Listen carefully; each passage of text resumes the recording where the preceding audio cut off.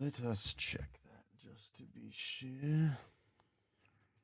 Dun, dun, dun, dun. Definitely need to turn this off. Mm, mm, mm, mm, mm, mm, mm, mm.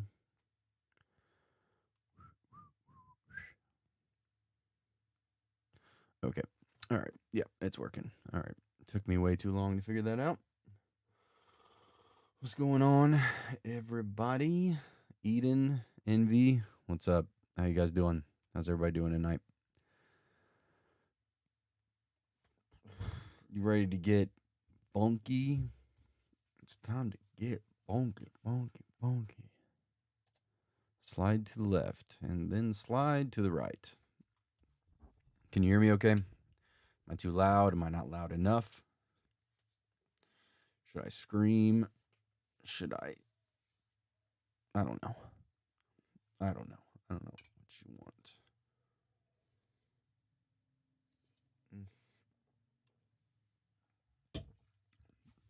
Having a couple beers, so let's get nice and funky.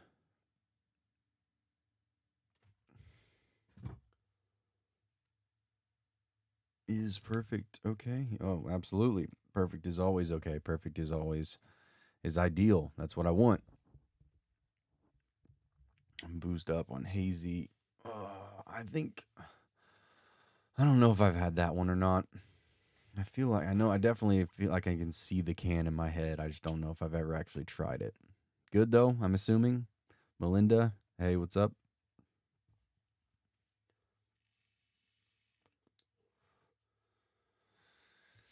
Hazy, bruh. Fucking hazy IPA, dog. All right.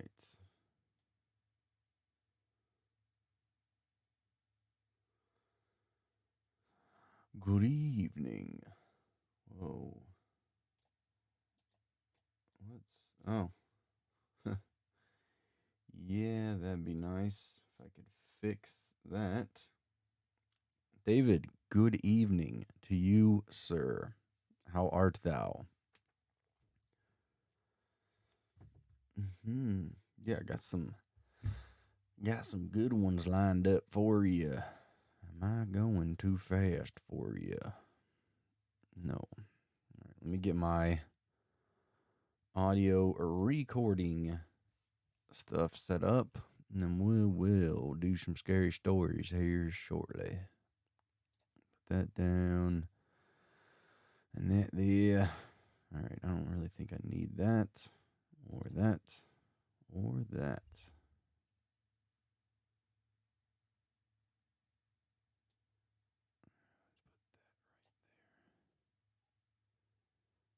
Sierra Nevada's version is best.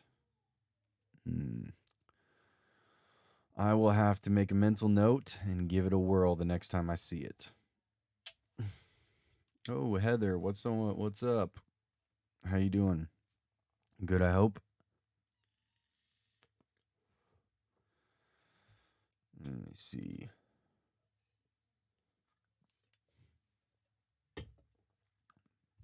Now, just a precursor. If you haven't made it to any of my live readings thus far, if you hear this noise, that is my dog clicker that I use to help me make my recording or editing process a hell of a lot easier. So if you hear that, you're not going crazy. Sorry if it annoys you, but it is what it is. You're going to have to deal with it if you're in the live because it literally cuts my editing time in half. So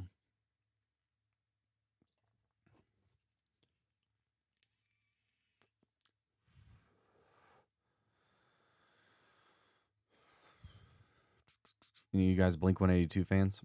A new single comes out tomorrow and I'm really excited for it. And I'm really excited for the whole album to drop here in next month in October too. I am a giant Blink 182 nerd, and it's like my coming of age music that I listened to when I was a young little whippersnapper out skateboarding and being a little heathen. So I'm anytime Blink does something new, especially, well, I guess they really haven't done anything new in years now, but damn, I am so excited for it. Can't stop thinking about it.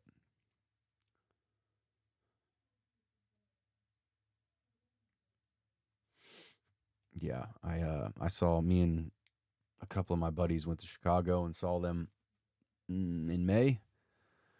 No question about it. One of the best concerts I've ever been to in my entire life. Well worth the amount of money that I spent for those tickets, but I don't care. It was like bucket list shit for me.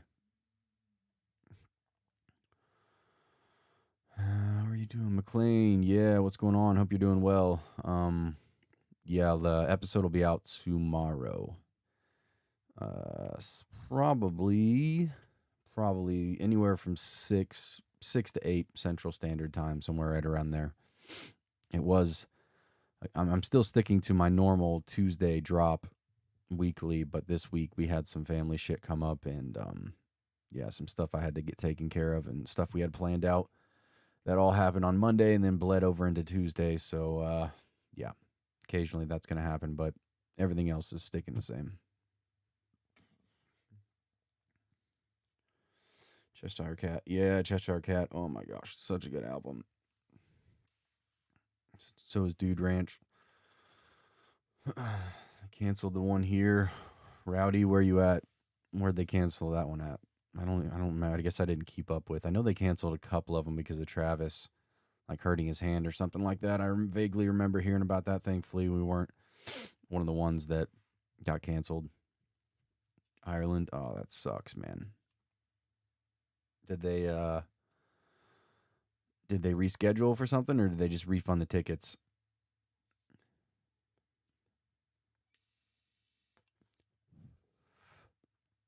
No, not at all, man. You're definitely entitled to your opinion on whatever you want. Music, obviously included. It's not for everybody. There's music I'm not a big fan of either. So,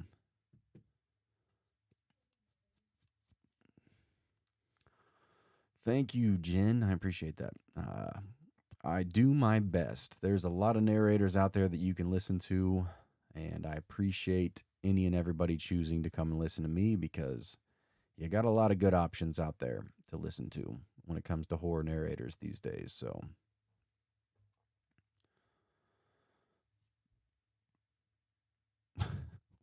big fan. Big fan. Big gulps, huh? Well, see you later. Everybody, we got a celebrity in the chat room, Derek Web Slinging Webster. Everybody go say hi to Derek. And then if you haven't yet, I don't know if you're from a different planet and you haven't gone and checked out his channel yet. Speaking of awesome horror narrators that you have to choose from, he's one of the good ones. And hey, check this out.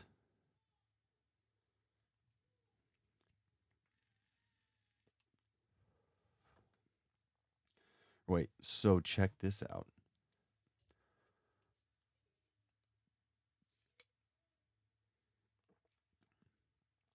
Everything I learned, I stole from Booze. Yeah, that's okay, man. Plagiarism is not prohibited here. It's welcomed. What made you start reading these stories? Um, I've basically been listening to these stories. I started listening to Joel and Being Scared and Mr. Nightmare and Corpse Husband and all them like years and years ago. And I've been told, before by other people, at least in my family and friends, that I got a good voice and I should do something with it. And I don't know. I just talked about doing a YouTube channel for years, probably, yeah, years for sure. And then finally just turned into one of those things where I'm like, you know what? I'm going to stop talking about it and just do it. And here we are almost 2 years later. I'm like Nike and I just did it. Jay, thanks for stopping or just found your channel recently. Love it. Thank you. Thank you, my friend. I appreciate that as well. All right.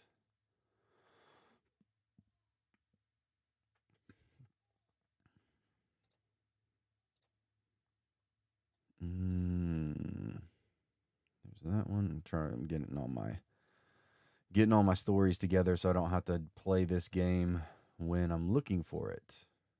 or looking for them.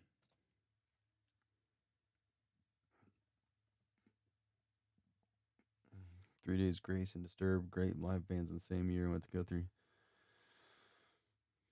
Yeah, that's awesome, man. I mean, concerts concerts are one of those things that I just like. I don't really get out of the house for much, but I'm not really a social person, not like I used to be. So outside of like family and friends, so concerts and probably comedy shows are about really the only thing I get out of the house for, like to go swallow my, my anxiety and being around big crowds and stuff like that, just to be around concerts and stuff like that. So any concert you can go to, yeah, I definitely would. So that's awesome. You had a good time. Music's awesome, man. I love music so much. Usually, I don't know how you guys are, but I usually, from the moment I wake up till I go to sleep, I always have something playing, whether that's music or lo-fi or watching a video or watching TV or something. There's just always something playing in my house, whether I'm watching it or listening, really genuinely tuning in or not. It's just one of those things that I just always do. Dinner time. Enjoy the stream, everyone. All right, Derek, you enjoy your food, man. Send pics. And then send like a voice chat of you eating it. I want to hear what you're eating.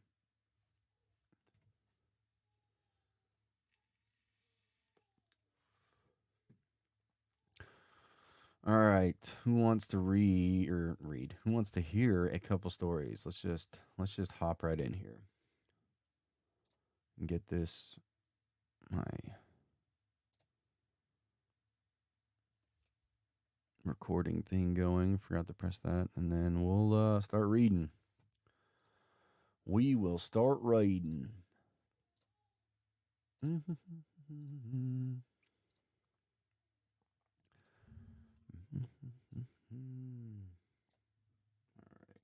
Let's do this really quick. True stories 1 in what September.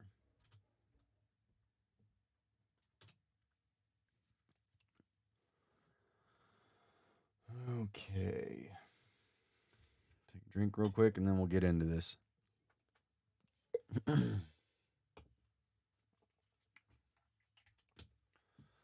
All right. Are you alone? And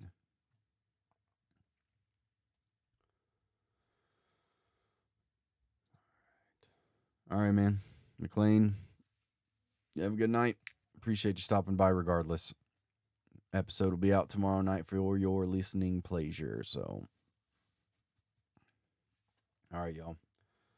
Let's do this. Let me move this up a little bit. Sorry, I'm testing my clicker to make sure my waves are big enough. Okay, that should be good enough. All right, let's do this.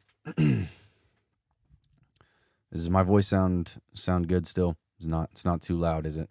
Because I had to turn it up because I needed to fix that. But yeah, here we go. America Online was a big thing when I was 13, or in other words, for my generation, AIM, which stood for, you guessed it, AOL Instant Messenger. It was around 2002, and I would have been a fresh... Wait, what? It was around 2002, and I would have been a fresh 13th... Oh my God, we're going back.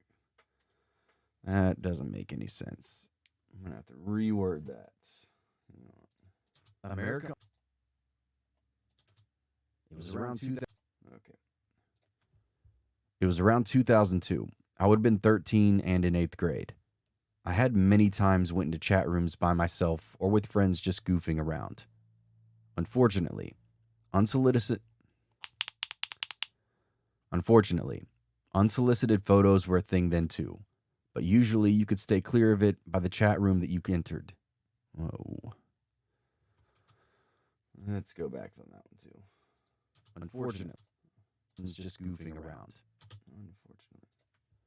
Unfortunately, unsolicited photos were a thing then too, but usually you could stay clear of it by the chat room that you entered.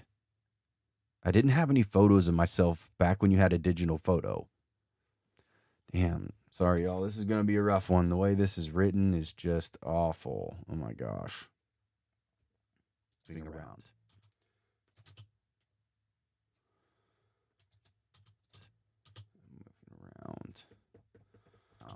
Okay.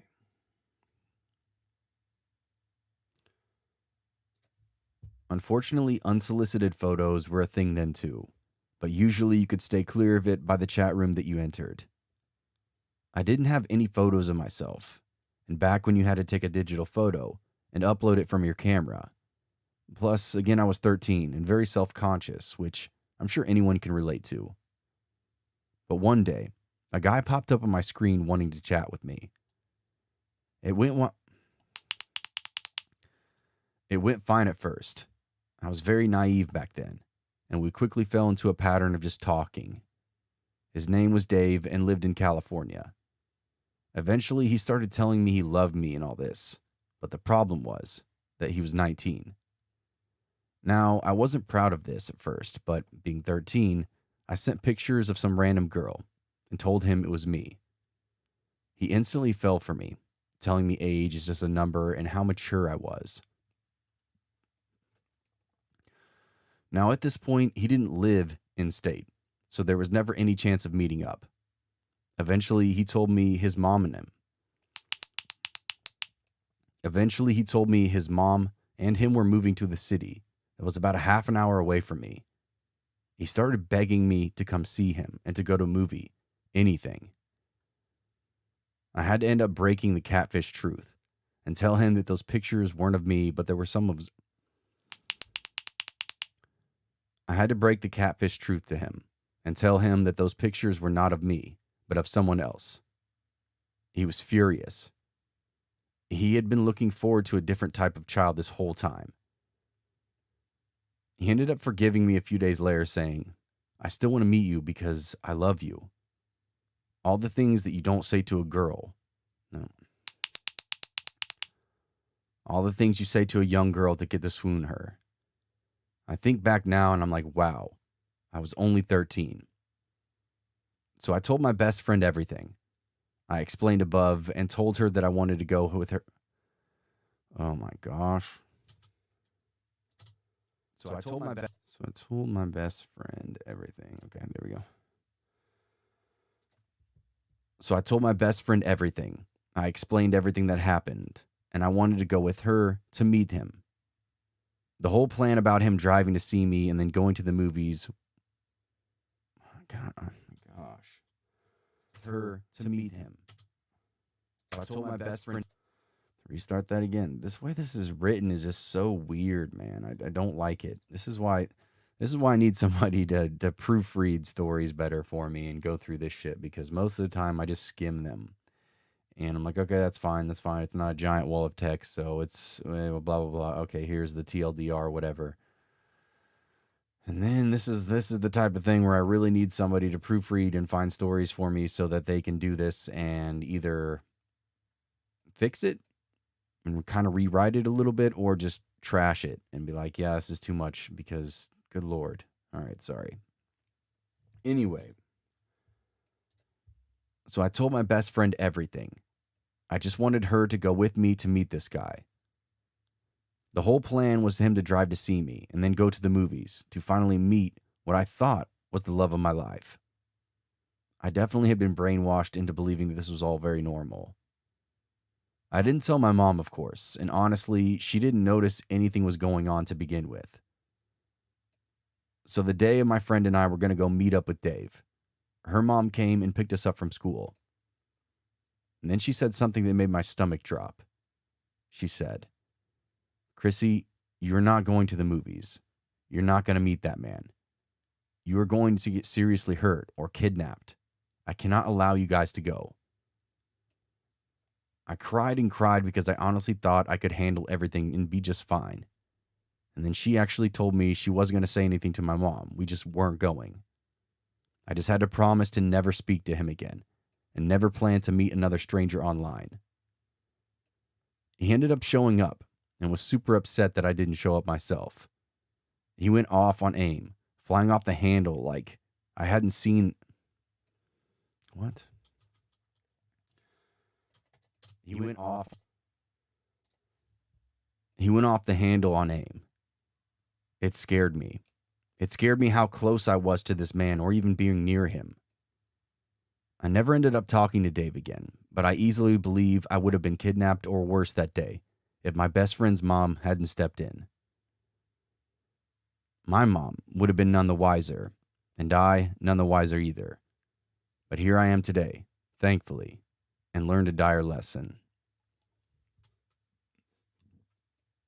Okay, well, that one's done, and not the greatest story.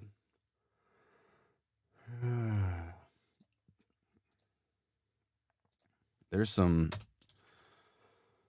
other ones that I have that are super dark and super kind of fucked, so I know there's going to be some people that really aren't going to be into these, but oh well. People complain that stories aren't scary enough, so I guess we're going to do it on this one. September. Okay. Whoops. All right. All right, next. Let's see. All right. Nope. Like Carolina Queen, what up? And okay, yeah. And nope, let's not do that. And here we go.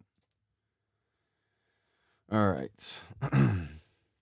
All right, I think this one, if I remember, this one's a little bit better, so hold on to your butts. First, let me set up some background to make the flow of the story smoother. This happened almost 19 years ago.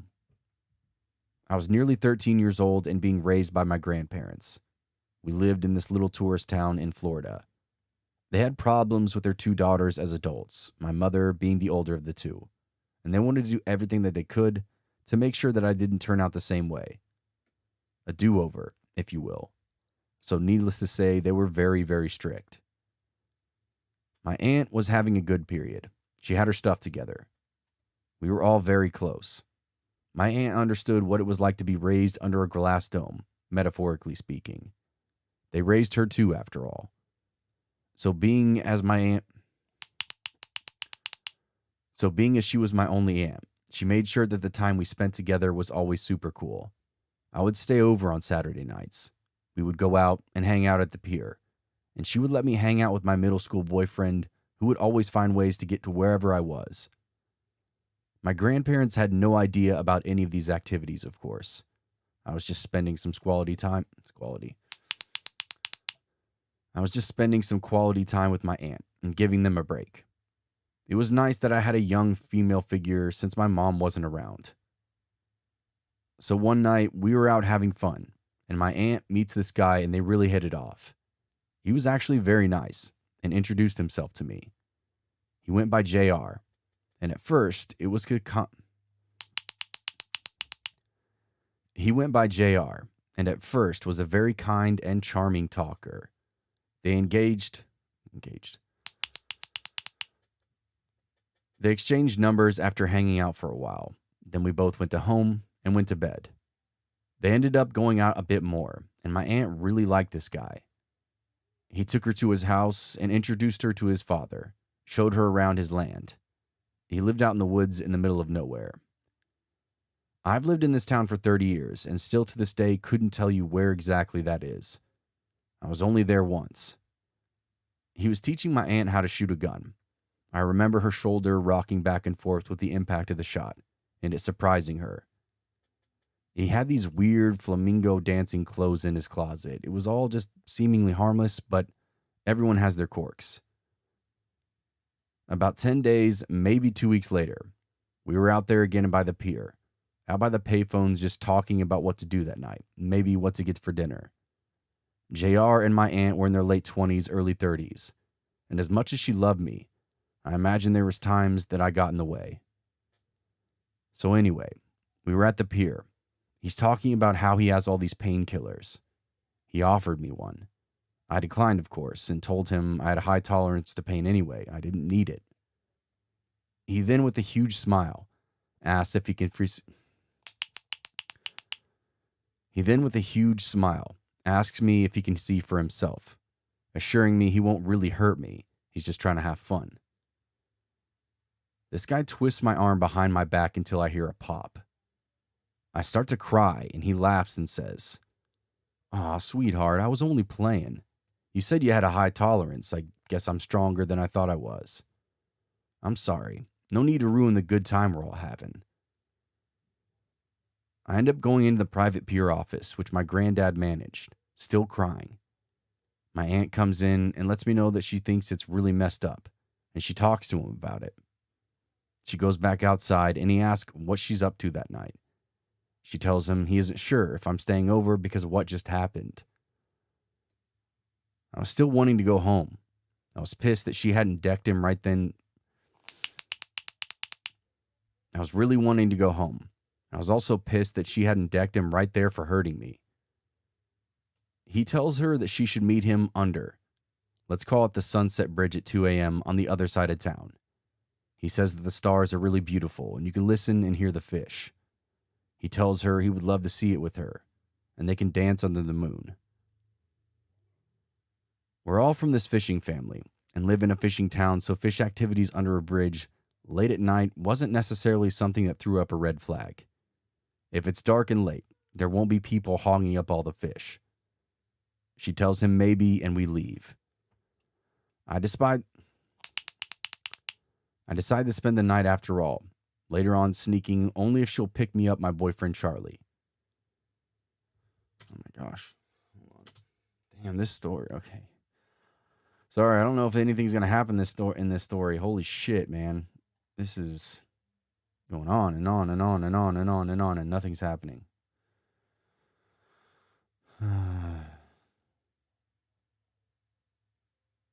First, flash forward to almost that middle school. Okay, fuck it. We're just gonna barrel through here. I'm hoping that it gets better. I decide to spend the night after all. Let me find that.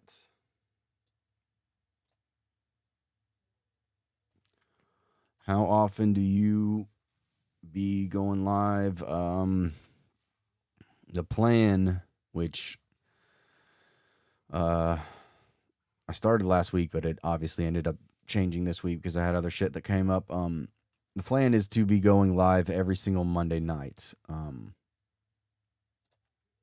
Every Monday night, read stories for Tuesday's episode. So all these stories that you're hearing are going to be on the episode tomorrow, Tuesday night. But obviously, it's Wednesday. These will be coming out tomorrow on Thursday.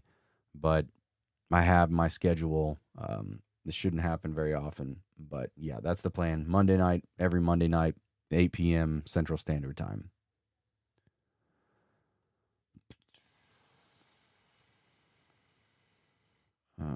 Okay. I decided to spend the night after all. Hang on a second. Let me find that. Late at night wasn't necessarily something that threw up a red flag. If it's dark and late, there won't be people hogging up all the fish. Listen, maybe, and we leave. I decide. Okay, there we go. DG, thank you, man. Appreciate it. I decide to spend the night after all. Later, sneaking in only if she'll pick up my boyfriend Charlie. She calls him when she got home, and she says that she can come, but she's going to have me with her. He groans and is like, fine, all right, I guess she can come. Maybe if she gets tired, she can just sleep in the car. About an hour after she called JR the first time, I ask her about Charlie, and she agrees. She sits down with me, hugs me, touches my face lovingly, apologizing for what happened to my arm. My aunt was an amazing woman, and I do love her very much. She calls JR again and tells him not to worry, she's going to pick up Charlie, so I'll have my own entertainment, and they can have their own time. He immediately goes into this rage starts sputtering and cussing about how it's too complicated now, and he just wanted an intimate meeting with her, not a damn family reunion. He went on and on about how he wouldn't want to have to babysit a 13-year-old kid and her 14-year-old boyfriend. He hangs up after calling. I'm not going to say that. And her 14-year-old boyfriend. He then hangs up. Hold on. Freaking train. I live like less than a mile. No, that's like 50 feet from a freaking train track. So every time I'm recording stories, I always have to stop right in the middle of stories and shit because the train just goes on. And as much I'd like to continue to record through it, you can definitely hear it. And yeah, so yeah, fun, awesome. Next house I buy, definitely going to be keeping that in mind. All right. He hangs up right there. He then hangs up. All right, he hangs up. My aunt bewilderingly. My aunt hangs up the phone and then tells oh my gosh. I'm just going to restart that. Good Lord. What's up? My aunt hangs up the phone and then tells me what happened, and we go about our night with pizza rolls and PlayStation, and everything seems fine. He calls her a few more times, drives by the house for a couple of weeks after, but my aunt was having none of it. After a while, he left our lives just as swiftly as he come in. The whole affair lasted only a month, if that. 3 weeks, maybe all in all. It really wasn't the crazy experience she's ever had, so it was soon forgotten, and we all went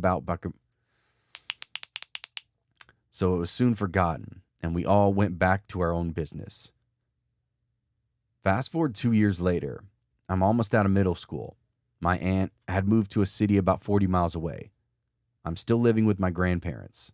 They were still strict, but they'd gotten older, so I knew I had a few ways around the world. What? They were still strict, but as they'd gotten older, so had I. I knew a few ways around their rules.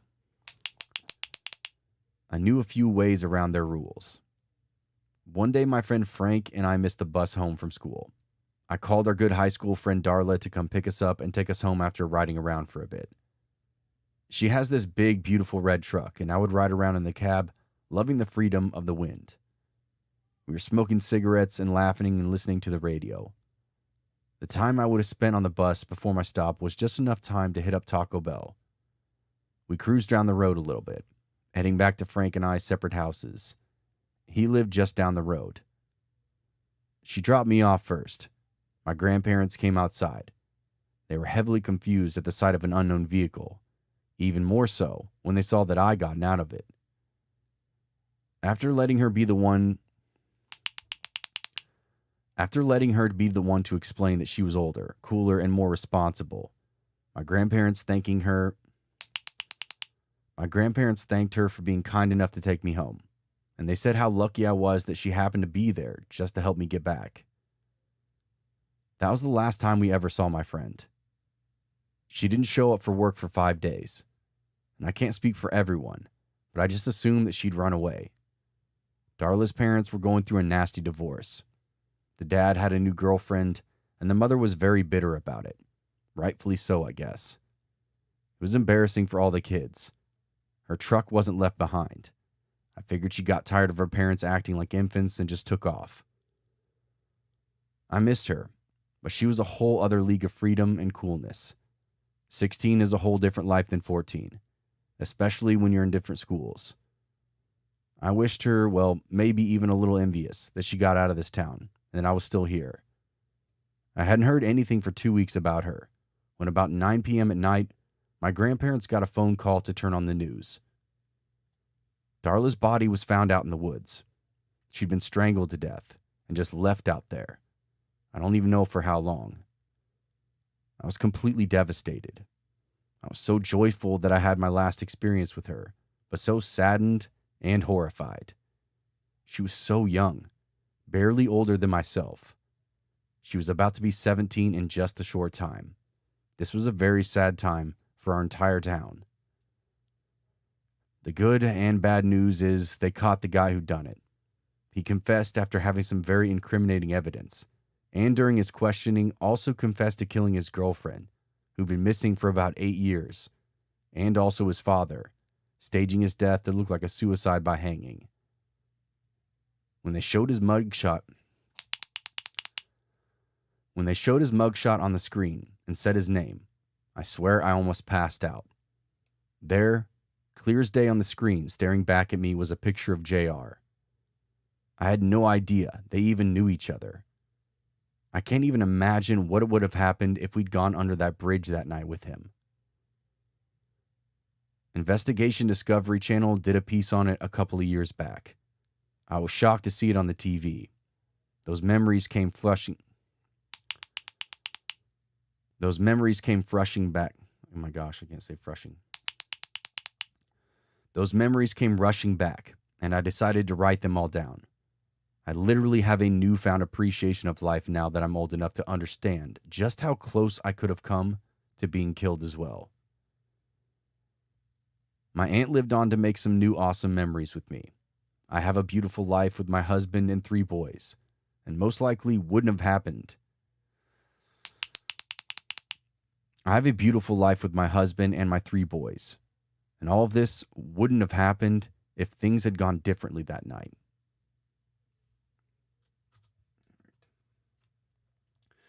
Sheesh. Good Lord. That was good in the end, but it took a long time to get there. Damn. It took a long time to get there. Holy shit. All right. True scary stories. 3 sets. All right.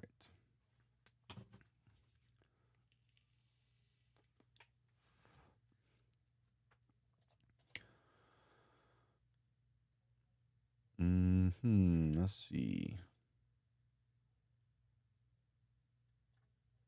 All right. Ready for another one? Okay, cool.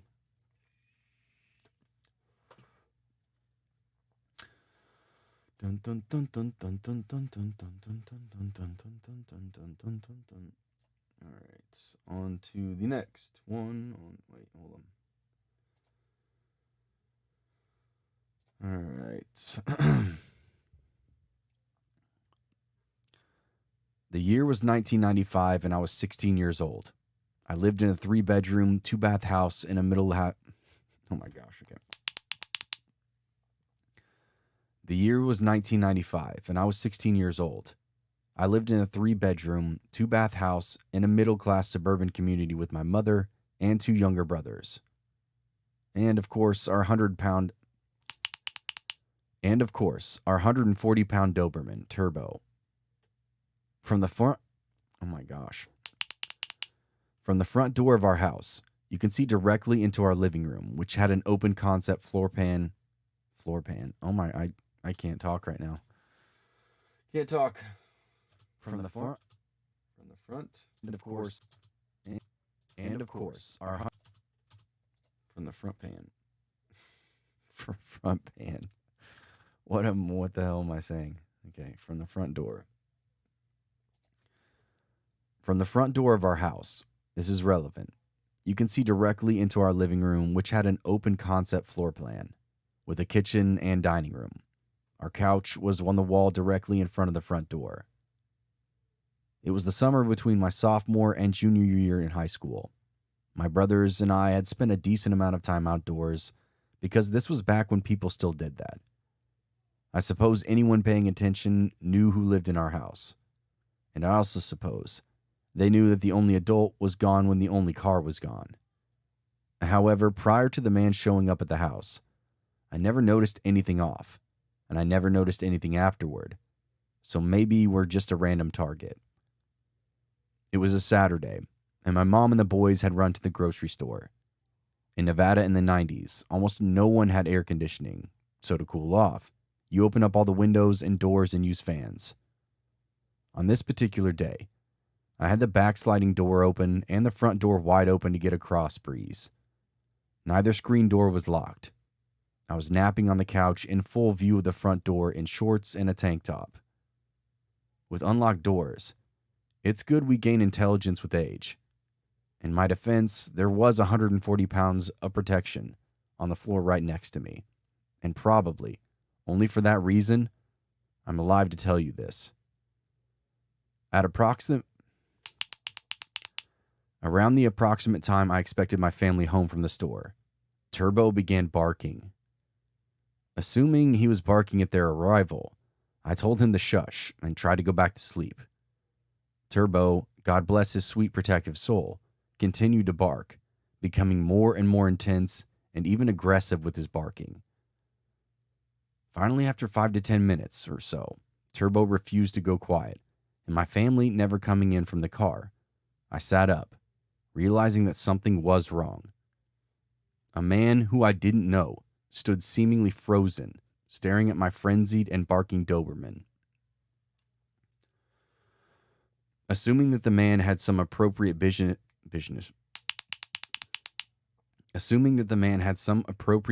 at my home, I hurried to this 10 steps to the unlocked screen door, constantly shushing Turbo. I apologized for my dog and for not hearing his knock. He never knocked. The man explained that he was from the phone company. He was here to check our lines. This entire time, he never took his eyes off Turbo, and Turbo never stopped snarling. I leaned forward far enough to see the street. Only unmarked, privately owned cars lined it. I looked at the man, who was dressed in tennis shoes, jeans, and a t-shirt. I was 16 and dumb enough to nap in front of an unlocked door, but I was no fool. Phone company personnel, A, always wear some kind of uniform, B, drive some kind of company vehicle, and C, don't come without being called, and D, don't work on weekends. I looked at the man, who had yet to look up from my 140-pound dog that was now foaming at the mouth. I grasped the screen door handle and held it. This got his attention. He met my eyes as I said, You have 30 seconds to show me some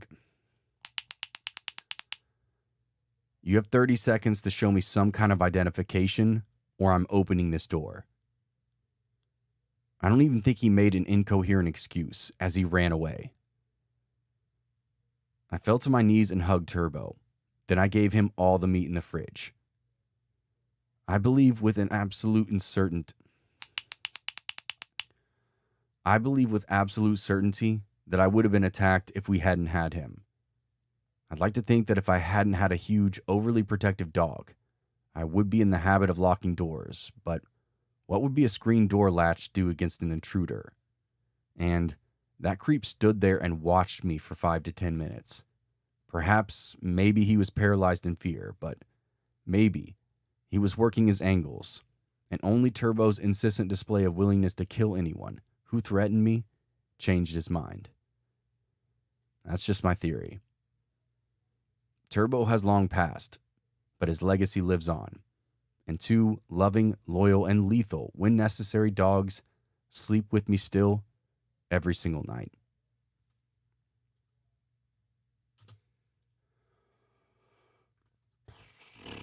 Okay, that one was better. Gosh, I wish those are the kind of stories that I need. They're like to the point, keep you involved throughout the entire story, and don't lose your attention, because that last story was good, but I have a feeling that I'm going to lose a lot of people leading up to it just because of how damn, I don't know. You know what I mean. All right, on to the next. Oh.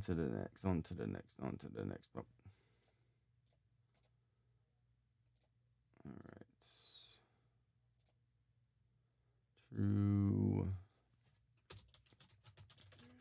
stories. Is this 4? Yeah,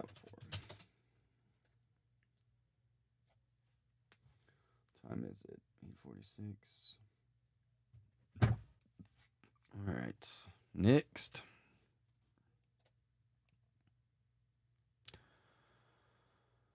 Okay, there's that one.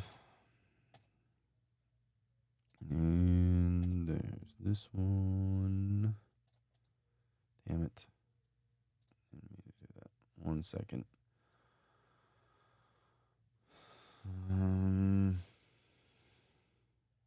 Where'd that go?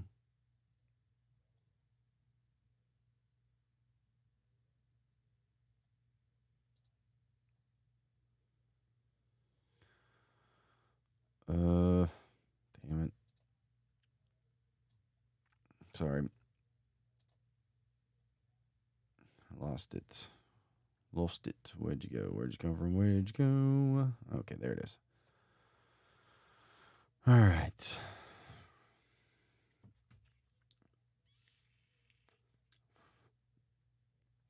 $10.20. All right. The light at my grandma's trailer. I'm not really sure where to begin on this one. It just happened so suddenly, and it will probably stick with me for the rest of my life. I'm a male, still in high school, and living with my dad. In 2022, my grandma unfortunately passed away due to smoking and COPD.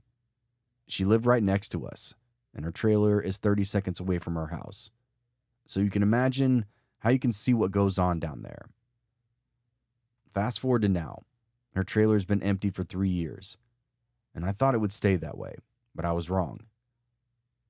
I have a dog that I always let out at night, and this was just any ordinary night. I was letting my dog out on the porch and watching him use the bathroom. My grandma's trailer is to the right of me, and up until now, I've never seen anything. So I let my dog out. I'm watching him go over there until I look at my grandma's trailer, and I see a light flick in the kitchen. So I let my dog out, and I'm watching him go. And I look over at my grandma's trailer, and I see a light flick on in the kitchen and see it through the window. The confusion and fear I felt in the moment is completely unexplainable, because just as soon as that happened, I really didn't know what to think. How the hell did that happen? Or I'm thought to myself, maybe I'm just seeing things. As I'm staring out the window, I see a shadow inside. And at this point, I'm completely scared shitless. I want to scream out loud because the thought in the back of my head was that somebody possibly came. Okay. Sorry, y'all. I can't do this one. It's a giant wall of text. I thought I could do it, but it's just all just so jumbled together that it's fucking impossible to read. Again, that's why I need somebody to find stories and proofread these and fix them for me. Anthony, what's up, man? Thanks for stopping by. I'm trying to find the other stories.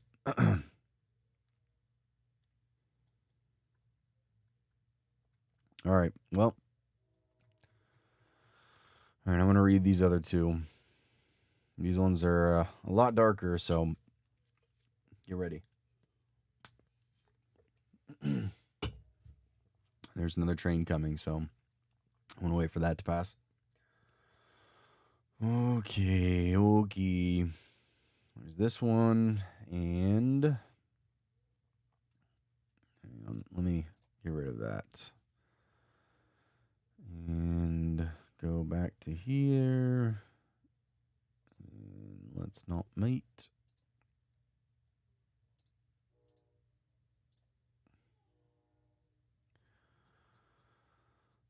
All right.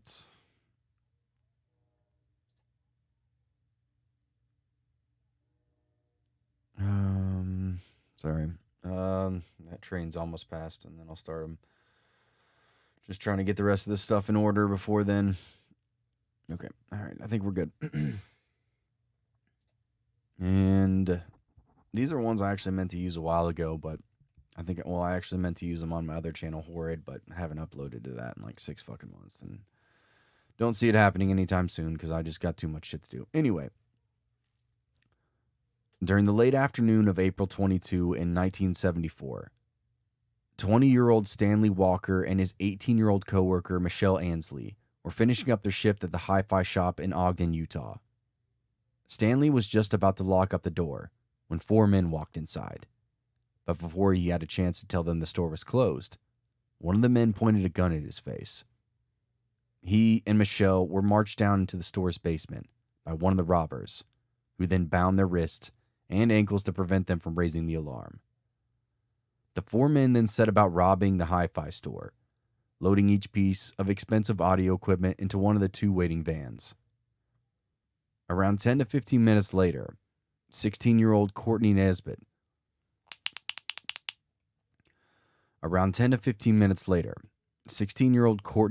walked into the store's open door in search of Stanley Walker. Stan had allowed him to park in the store's lot when he ran an errand.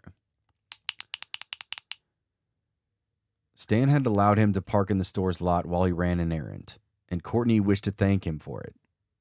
But instead of Stan, he came face to face with 4 armed robbers who dragged him into the basement and took him hostage as well. The robbers tried to finish the task as quickly as possible, but the presence of 3 hostages meant they needed to be guarded, and the job was taking longer than they expected. Passers-by were growing visibly suspicious, and their plan was falling apart. Just as the last few pieces of audio equipment were being loaded into the van, Stanley Walker's 43-year-old father then walked into the hi-fi shop.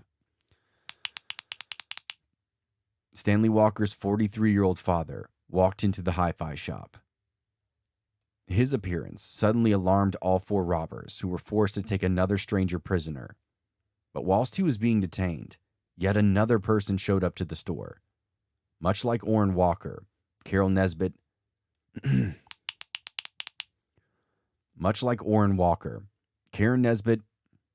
Oh my gosh. Hold on. Much like Orrin Walker showed up to the store.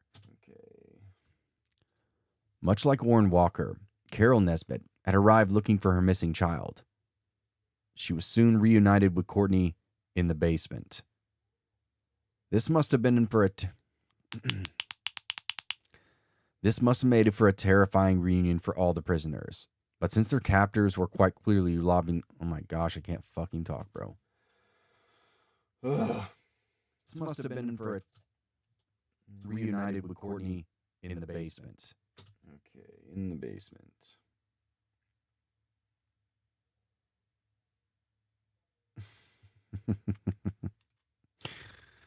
Thanks, Don. Appreciate it, buddy.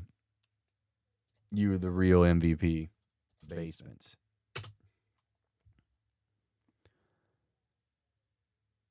All right. It must have made for a terrifying reunion for the prisoners, but since their captors were quite clearly robbing the store, their lives would surely be spared if they remained silent and compliant. Once the robbers had gutted the store stockroom, 2 of them entered the basement to deal with the hostages. One of the men was carrying a bottle wrapped in brown paper bag, and after telling them it contained a mix of vodka and sleeping pills, he began to force feed it to the prisoners. Stanley Walker complied at first, wanting nothing more than just to get through...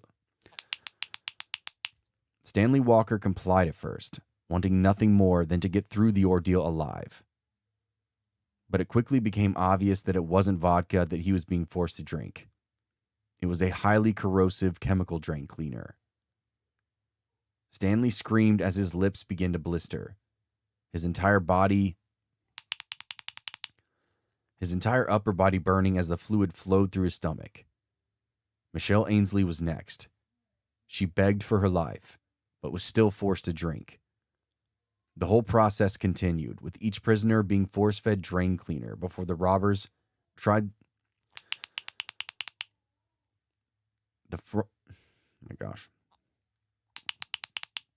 The process continued, with each prisoner being force-fed drain cleaner before the robbers tied duct tape to their mouths shut. The goal was to dampen their screams of agony. Damn, I cannot talk right now. Sorry, I'm going back to do that. The whole process continued, with each prisoner was still forced to drink. The whole process continued, with each prisoner being force-fed drain cleaner before the robbers tied duct tape to their mouth. The goal was to dampen their screams of agony. But the pus that leaked from the blisters on their lips prevented the tape from sticking. Faced with 5 writhing bodies in front of him, each racked with unimaginable pain, one of the robbers produced a pistol and began to execute the captives. Carol and Courtney Nesbitt were shot first, both in the back of the head. Courtney somehow survived the wound. His mother, sadly, did not. Stan Walker was then fatally shot in the head, but the bullet aimed at his father merely grazed the back of his. Orrin was stunned, bleeding, but somehow conscious. He knew well enough to play dead, but what came next must have severely tested his will to survive. The only prisoner who hadn't been shot was 18-year-old Michelle Ainsley, yet it was no mercy. Her suffering had yet to conclude. She was then forced to strip before one of the robbers violated her brutally for around 30 minutes. When he was done, Michelle asked to use the bathroom. The robber watched as she did her business, then grabbed her by the hair and dragged her back into the basement and shot her in the back of the head. Orrin Walker, who was still playing dead at this point, later claimed her final words were a wail of, "I'm too young to die," before the gunshot rang out. No matter how hard Orrin tried to play dead, nothing could prevent him from flinching at the sound of Michelle's execution. One of the robbers then walked over to him, wrapped a wire around his neck, and began to strangle him. Orrin tried to fight for his life, but another of the robbers joined the fray, and they managed to pin him to the ground. A ballpoint pen was inserted into his ear, held steady, then stamped on. The pen tore through Orrin's eardrum, broke in two, then punctured his throat. The robbers then left Orrin bleeding to death and escaped with their haul of hi-fi systems. 3 hours later, Stanley Orrin's mother drove over to the store to look for her husband and her son. She was accompanied by Stan's brother, who broke down the basement door while she called 911. The scene that greeted him was something like out of a horror movie. The basement floor was a cocktail of coagulate. The dead lay still, dying. The dead lay still, and the dying groaned. As first responders began arriving at the scene, they were joined by a rabble of news-hungry TV journalists, and it wasn't long before the word of the slaughter flooded the airwaves. After a few hours, the news broke. Ogden police received a tip from a serving member of the United States Air Force. I'm going to go back.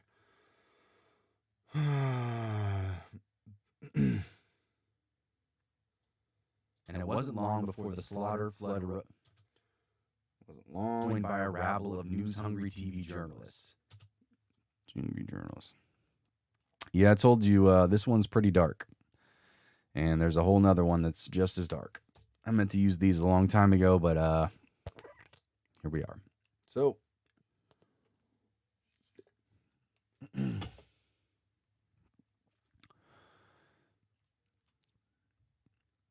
where was I? Sorry, I gotta find out where I was. As first responders began, I'm just gonna go there. As first, Duchess, Noetic, what's going on? How you guys doing? Thanks for stopping by. Groaned. As first responders began arriving at the scene, they were joined by a rabble of news-hungry TV journalists, and it wasn't long before the word of the slaughter flooded the airwaves. A few hours after the news broke, Ogden police received a tip from a serving member of the United States Air Force. The anonymous airman informed one of them that his comrades had recently remarked, "One of these days I'm going to rob that hi-fi shop, and if anyone gets in the way, I'm going to kill them." Around the same time the cops received their anonymous tip, 2 teenage boys were dumpster diving near Hill Air Force Base, just a few miles outside of the south of Ogden.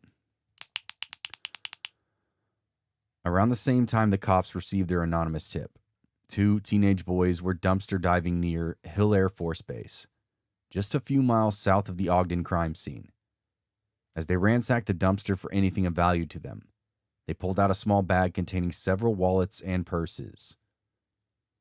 Upon a closer inspection, they were horrified to discover that each belonged to a victim of the Ogden Hi-Fi murders, having recognized their pictures from their driver's license.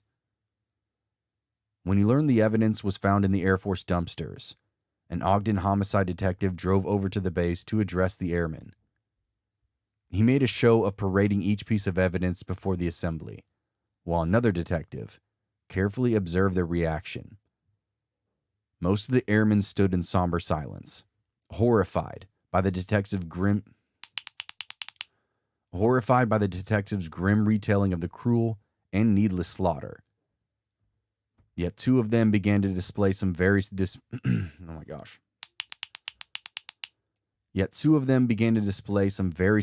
behavior. These 2 men were identified as 21-year-old Dale Selby Pierre and 19-year-old William Andrews. Pierre had moved to Brooklyn from his native Trinidad at the age of 17 and had enlisted in the Air Force in September of 1973. At the time of the Hi-Fi murders, Pierre was out on bail for car theft and was the prime suspect in the murder as an Air Force sergeant.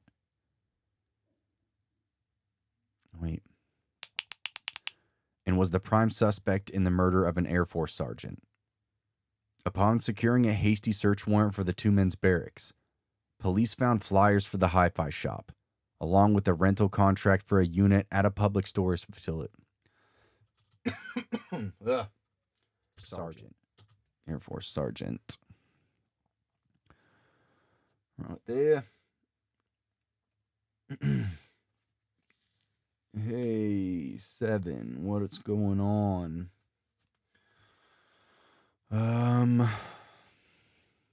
Where was I? Sergeant. Air Force sergeant. Okay.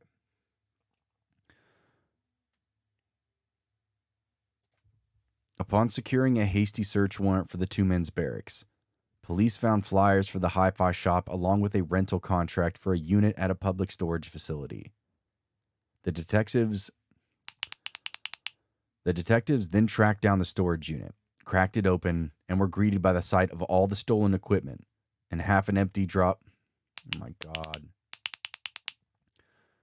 They were greeted by the sight of the stolen Hi-Fi equipment and a half-empty bottle of Drano.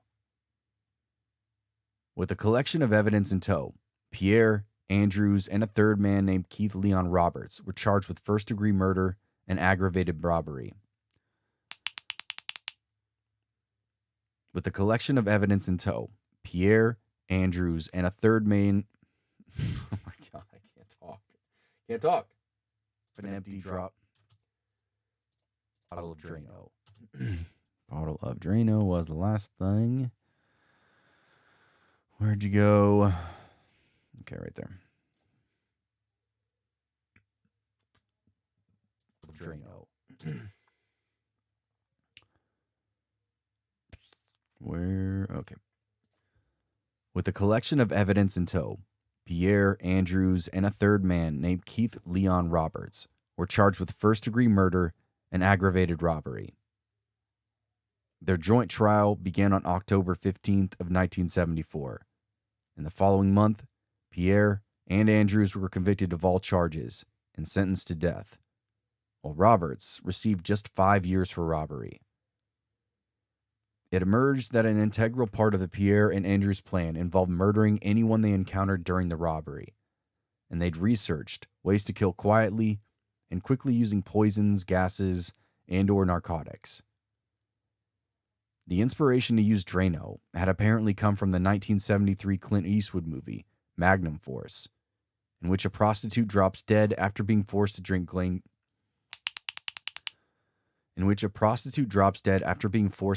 drain cleaner. Why can't I say that? And/or narcotics. Magnum Force. in which a prostitute drops dead after being forced to drink drain cleaner. At the trial, Orrin Walker's testimony shook all of those who heard it to their core. He called Pierre a sadist and said he deserved to die. Oh my God. Those who heard it to their core. I can't talk. Drink drain cleaner. Drink drain cleaner. At the trial, Orrin Walker's testimony shook all of those who heard it to their core. He called Pierre a sadist and said he deserved to die young after saying, after he shot Mrs. Nesbitt first, then he was kind of prancing around and walking in a manner that I got the impression that he was kind of enjoying what he was doing. This has been hard for me.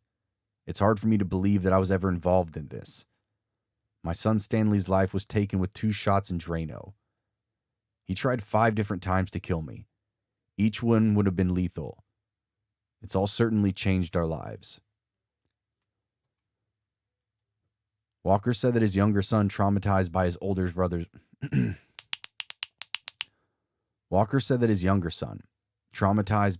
brother's murder, slept on a mattress in his parents' bedroom and refused to go to the basement of the house. Most of my wife's time is spent in bed, trying to forget. While in prison, Dale Selby Pierre changed his name to a grand total of 27 times, supposedly trying to protect his family from any backlash. After being denied, he was executed by lethal injection on August 28th of 1987, at the age of 34. He declined a last meal, with his last words reportedly being, "I'll be glad when this is over." 37-year-old William Andrews was executed on July 30th of 1992, after spending almost 2 decades on death row. His last meal was a banana split, which he shared with his niece and sister. Keith Roberts was discovered to have no knowledge of the murders, believing that he was simply a getaway driver. He was paroled on May 12th of 1987, after spending almost 13 years inside, and moved back to Chandler, Oklahoma, to live with relatives. Then, barely a week after William Andrews was executed, Roberts placed the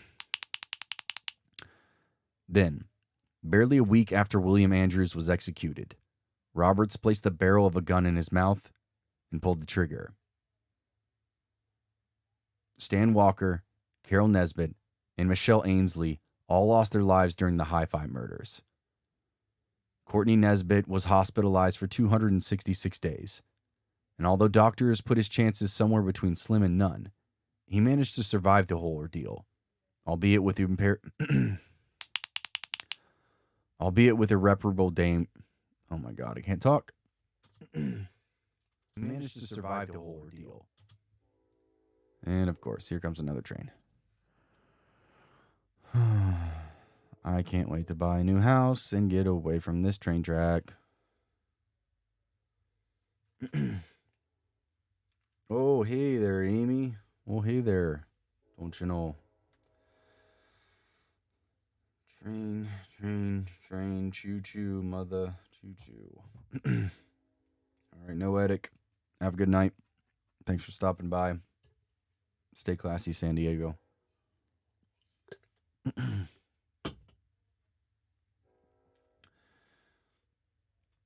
Yeah, I guess I won't be drinking drain cleaner anytime soon, huh? Albeit. Oh my God. Okay, choo-choo, go away. Good Lord, this is so fucking annoying, man. None. He managed to survive the whole ordeal. Dun, dun, dun, dun, dun, dun, dun, dun, dun, dun. Almost there. Okay. Albeit with irreparable brain damage, Orrin Walker survived with extensive burns to his mouth and chin, as well as the damage to his ear caused by that pin. The Hi-Fi murders remain so notorious that to this day, FBI trainees at Quantico Academy are taught all about them. They remain a classic example of how poorly planned and poorly executed crimes have a capacity to escalate, especially when a cold-blooded psychopath like Dale Selby Pierre has his finger on the trigger. Okay. Boys and gals. That one was awesome, right? Nice, like, unicorns and rainbows and sunshine and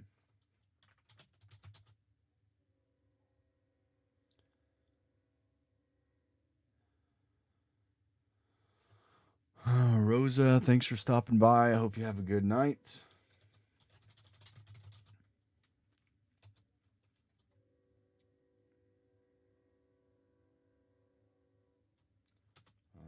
Five sept. Okay. All right, I'm gonna do another Reddit one, and then I'll do the other dark stories, which is another one like that one.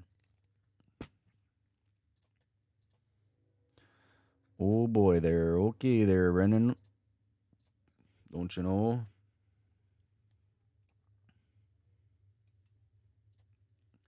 That fucking train is still going by, man. My God.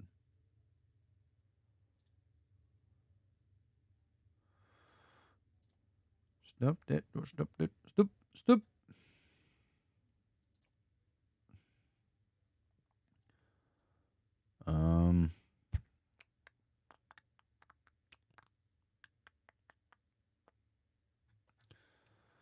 Hang on 1 second. Let me proofread this really quickly just to make sure I haven't.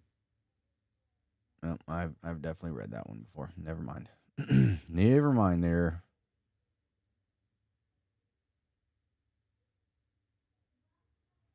Okay.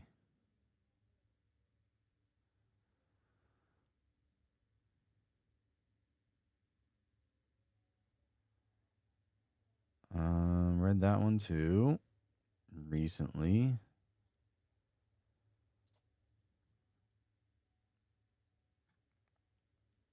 Okay.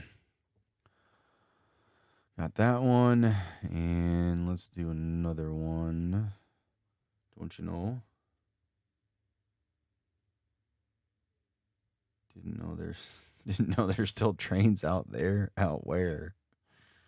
You don't even know where I am there, Amy. So you need to just chaloot.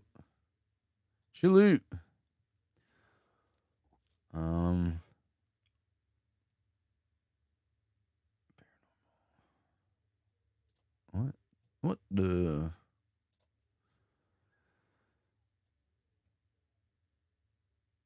Okay.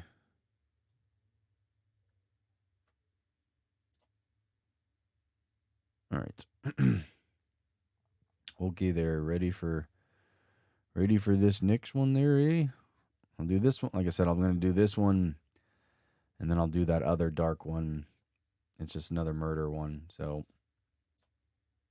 all you murder addicts, true crime fanatics, you can get your fix off that too. Okay, there. Hold on. Hold the phone.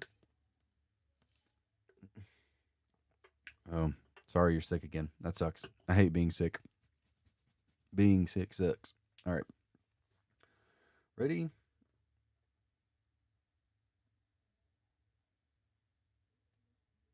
Sorry, being sick is the worst.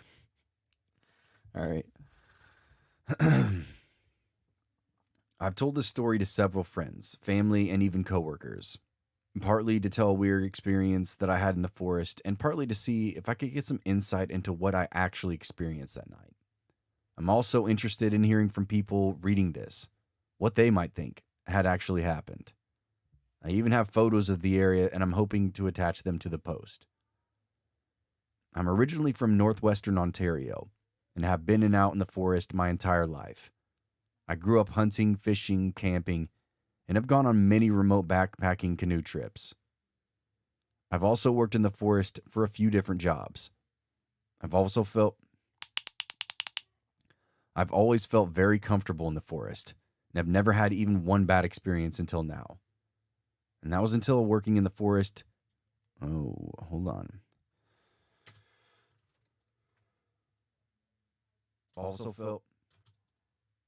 I've always felt very comfortable in the forest.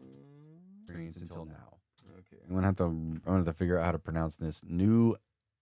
Anybody know how to say well, I guess you can't really tell me, can you? Liskeard?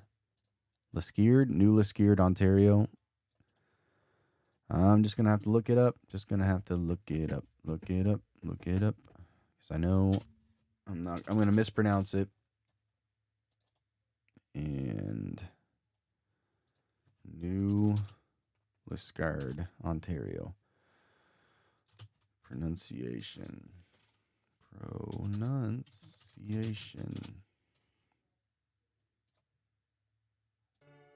New Liskeard. Till now.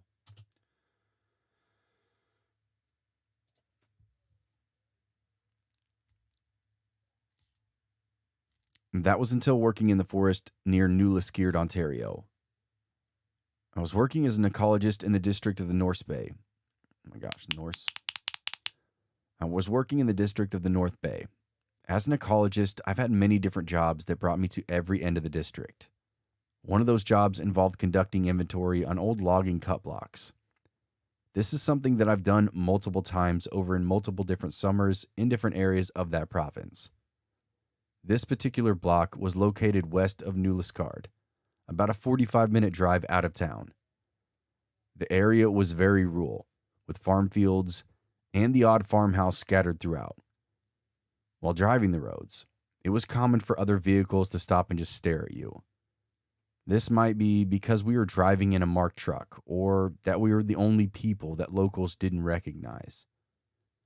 The block we were looking for hadn't been cut since 1995, and was located down this old, rarely used logging road. The two of us were tasked with collecting data on the block. To get to that block, we had to turn off on this overgrown road that barely even fit a truck on. The road had many pits that nearly sunk our truck at multiple locations. When we couldn't drive any further, we had to walk the rest of the way to the block, which took around a half an hour. The work started the same day as any other. While we worked, we talked about office drama, funny experience we've had, and what good movies we'd watched recently. As we got further into the block, I started to feel my chest get tighter. As we continued, I started feeling like we were being watched through the trees. These feelings got stronger the further we traveled onto that logging block. I tried to shrug them off, until my coworker suddenly stopped, reciting the data we were collecting, then looked at me and said, "I have a terrible feeling about this place." We then discovered that we both had been feeling like we were being watched, and that something wasn't right about this area of the forest. We continued with the work, and unsettling feelings persisted. As we continued further into the cut block, keeping our conversation,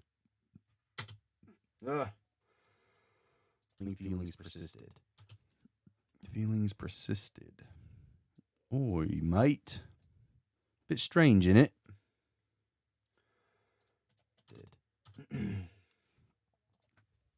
As we continued further into the cut block, keeping our conversation, we suddenly stopped dead in our tracks, dropping the last word that was uttered.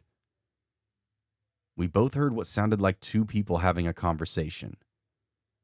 This we couldn't comprehend because we were in a remote area.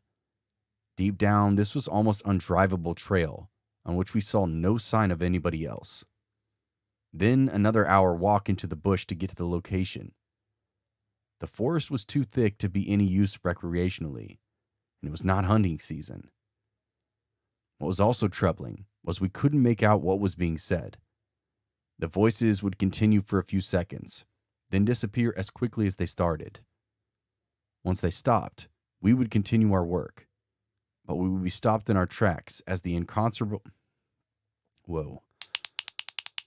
Once they stopped, we would continue our work, but be stopped in our tracks as soon as the voices would pick up a few minutes later. This pattern continued until we came across trees that had been bent over and snapped. Now, it's not uncommon to find trees bent or snapped from bears or moose or even the weather.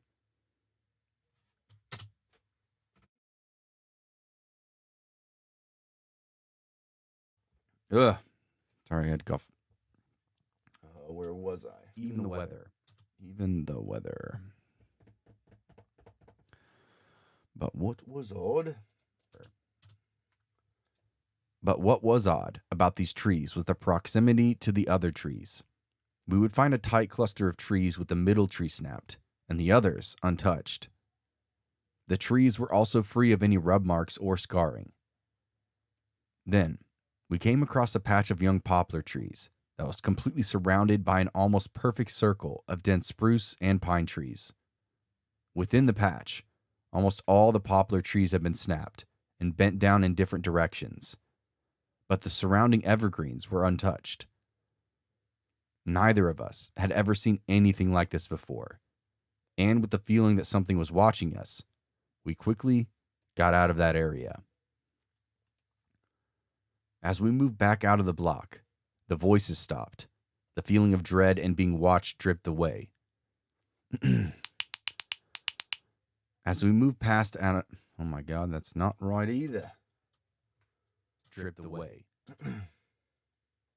As we moved back... Nope. As we moved back out of the block, the voices stopped, and the feeling of dread and being watched drifted away. We both expressed that it felt normal again, when we were only a half an hour a walk away from what we'd just experienced. I've shown different foresters the photos looking for an explanation, but never received a clear answer. The best I received was, maybe the soil composition is different in that location.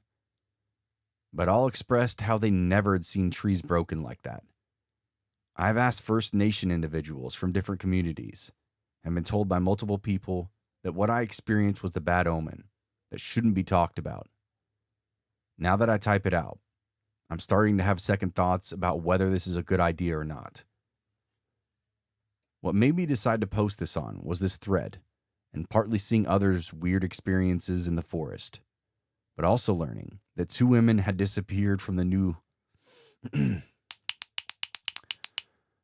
What made me decide to post this was partly seeing other weird experiences in the forest, but also learning that 2 women had disappeared in that area. Julie Diane Fortier lived in Elk Lake, Ontario, and went missing in 1980 after taking the school... went missing in 1980 after taking the bus to school. 5 years to the day she disappeared. Her school bag, running shoes, and coat were found near in Haileybury, Ontario landfill.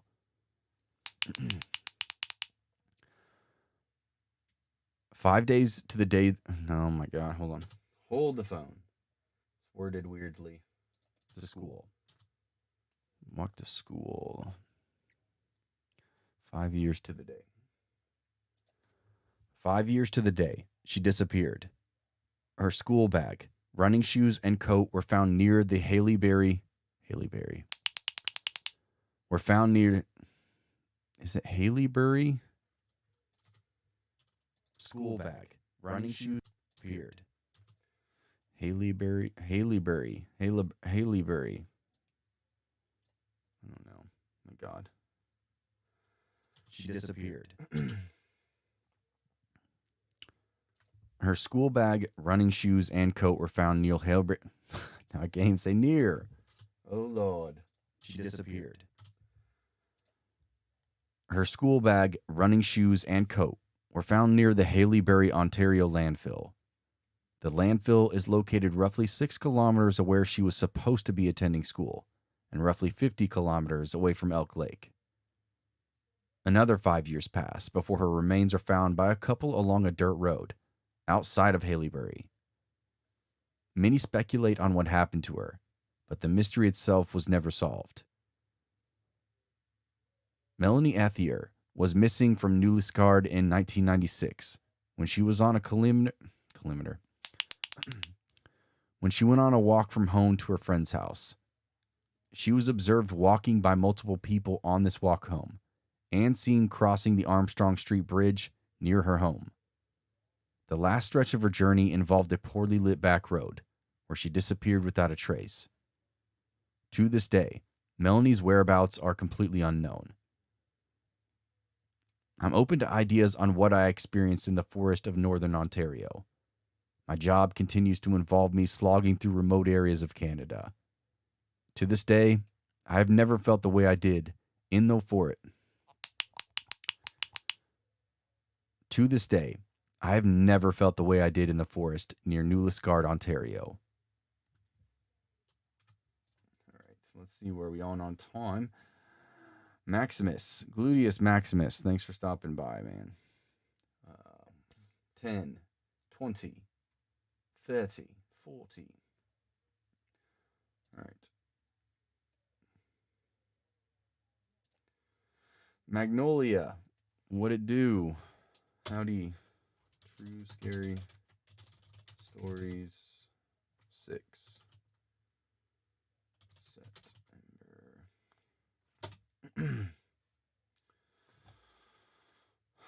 Thank you. I appreciate that. Means a lot to me when you give me very kind comments like that. Means world to me, mate, so I appreciate you. Bit strange, isn't it? I hope you continue to enjoy my channel for years to come. And I hope... I don't know what I was going to say. Something stupid, but you know me. You know. Sorry. All right. So I have a Let's Not Meet story, which was kind of short. Or the other dark story that is like a true crime, murder, effed up. Which one do you want to hear? Well, I'm definitely not the best out there, but I appreciate you thinking that and saying that because, well, yeah, I appreciate it. But I'm definitely not the best out there. There's way better than me. But again, I welcome and appreciate anybody that chooses me to listen to when there's so many other great narrators that you could choose to listen to. So, why are you being so British? I don't know. The voices and accents just come out of me. That's just who I am. And that's me on and off the mic too. I'll be at home cooking or cleaning or doing laundry or playing with my son or daughter and just do stupid voices. Whether that be British, Scottish, whatever. Just talk stupid. Make things sing-songy songs. Sing-songy songs. Make things into sing-songy songs. I'll do that too. It's just when you're 33 and you're still a child, that's just what you do.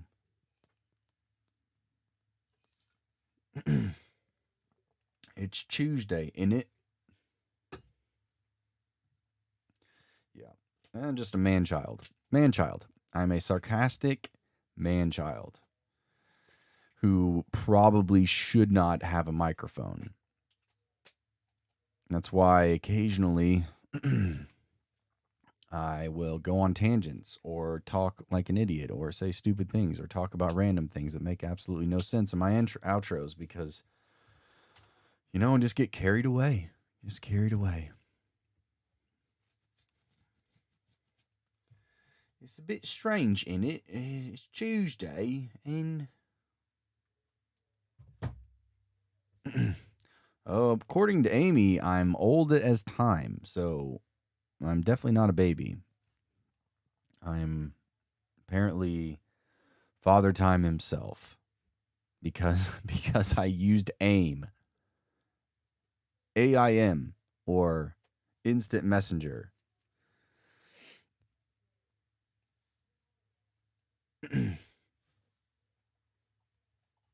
Because apparently Amy just got out of pull-ups.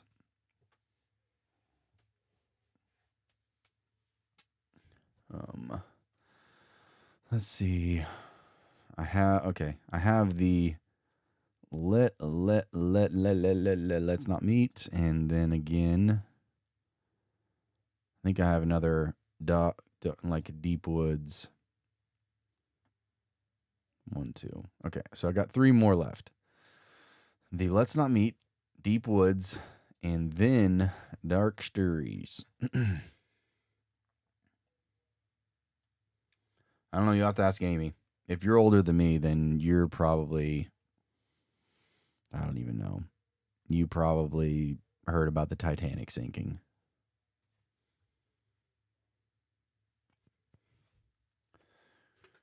You saw it in the newspaper, right?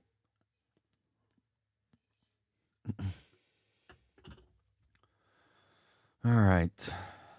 I'll do the Let's Not Meet. Then I'll do the Deep Woods. And then I'll do the Dark Stories. And then I'll do my life story from when I turned 3 all the way up until now. So I hope you guys are ready for a really long 12-hour live session about me just telling you my life story and how interesting it truly hasn't been. All right, let me write this up.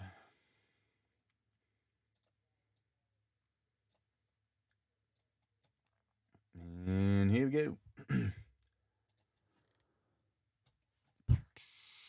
This one is, are you alone? I just got off work. Today, I work 7 a.m. to 1 p.m. Around 10:45, a man walked in. I've previously had odd encounters with this guy, such as seeing him walk by me around my neighborhood and him hanging out near my street. I brushed those off since I live right next to where I work. Figured he lived close by as well, but always just kept my eye on him. So anyway, the man comes in, orders his usual pastry, and tells me, I'm going to stay inside and eat this. For anyone who doesn't know, my country is currently under lockdown because of the coronavirus, and all dining indoors is strictly prohibited. Not to mention the bakery is tiny. Hold the phone. Hold the phone. Prohibited. Prohibited. That will be a really long story. So funny. Wow. Amy's just always got them zingers. Not just zebra cakes, but zingers too. Zingers are freaking good, especially the yellow ones with the cream filling inside. I could eat me about 70 of those. Stuff them down my gullet. Speaking of pastries, strictly okay.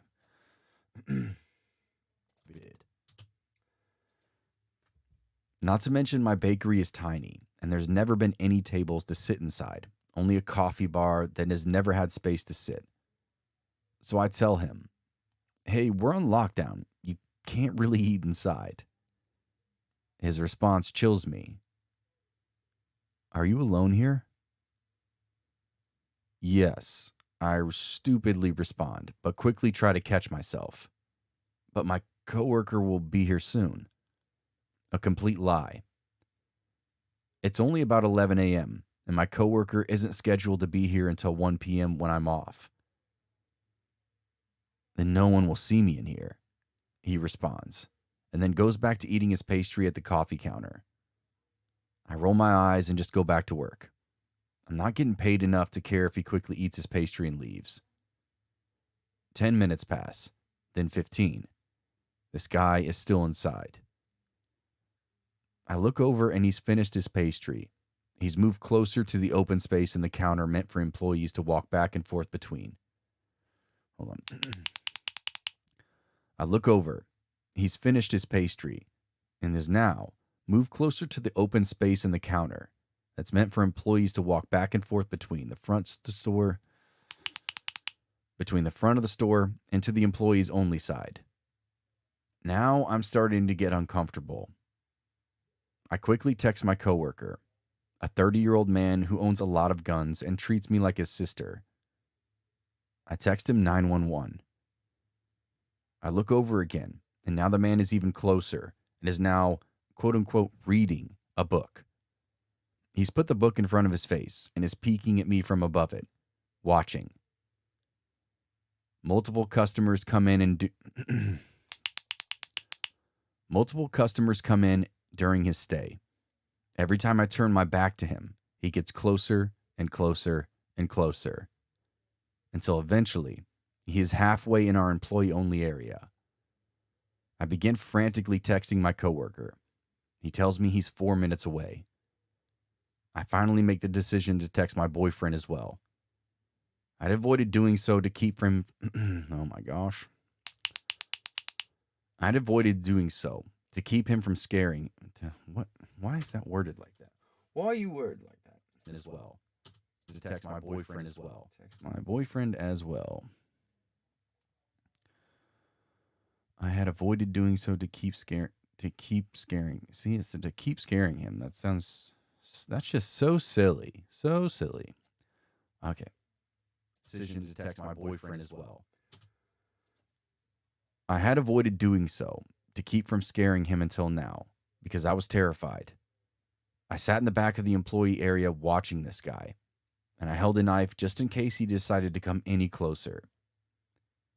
Just as he takes another step closer, my coworker bursts through the door.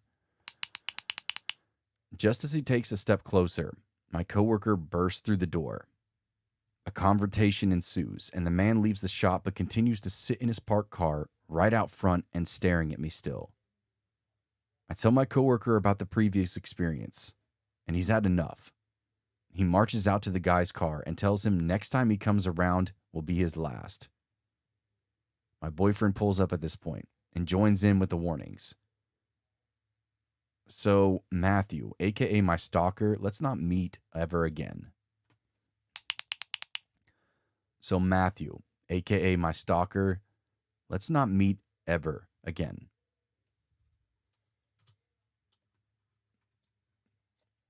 So, foliage. Fuck off. Yeah, it's so funny that you remembered that. Am I related to Joel? No, but I wish I was, because then we could be brothers. We could be Horror Stories brothers, and we could talk and sing and dance and do all that together. No, Joel's cool. I've been on his channel. He's been on mine. Super chill, super cool goo. Super cool dude. Honestly, most of the people that I've run into in the horror community have been super chill and super cool. So there's only been a few people that are weird. Not even weird. I'm fucking weird. Just, I don't know. I'm pretty good at reading people, and even through a screen, I can usually tell. And there's been some people that I've run across that I just don't want to see them or talk to them ever again, and I'll just leave it at that.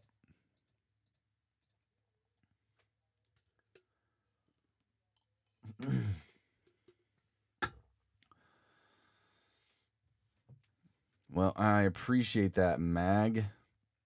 Keep that thing on you.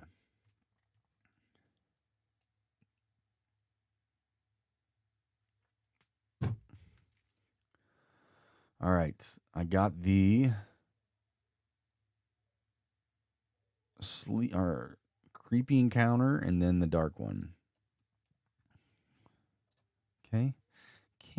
This one, the creepy encounter is pretty short. This one's pretty short. I said, wait a second. Hold on. I'm not reading that one. Sorry. I'll find another one really quickly. That one's got a lot of curse words in it, and I don't curse. I am a studious, upstanding citizen, and I do not succumb to that type of thing.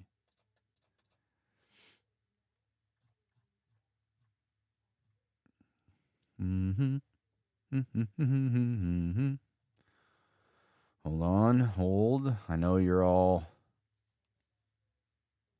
super ready, but let me find one more that I've got stored away for a rainy day. Okay. Stored away for a rainy day. Look at me rhyming. Look at me making them rhymes. So I was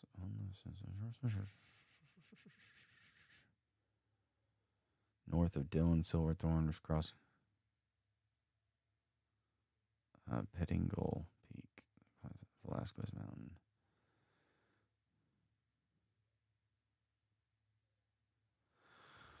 All right, I'll read this one. It's short too, but oh well.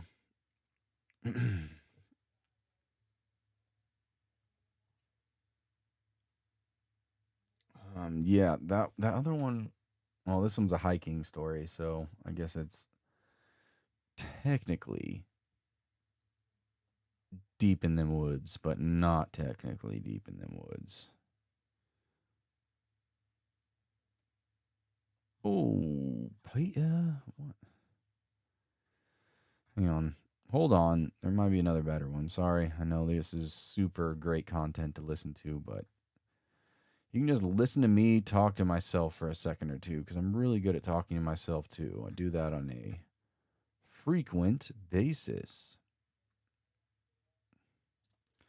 Serious camping experiences. What you mean? Desktop. Okay. All right. I'm going to do this one. This one's fantastic. All right.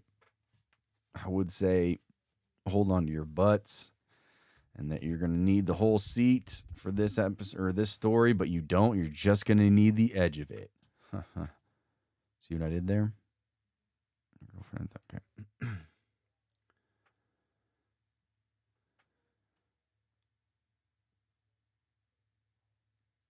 All right. Well, let me make this really quick and then we'll finally get this going. True scary stories. What number are we on? 7 September. A scary thing that happened to me last weekend hiking with my girlfriend was wearing wrong shoes. Oh man. That is, were you wearing Crocs with the Shrek Crocs? If so, that's not scary. That's badass.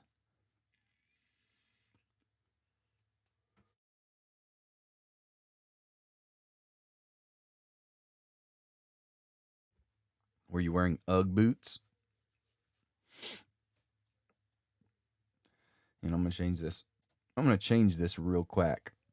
Hope you don't mind, Peter.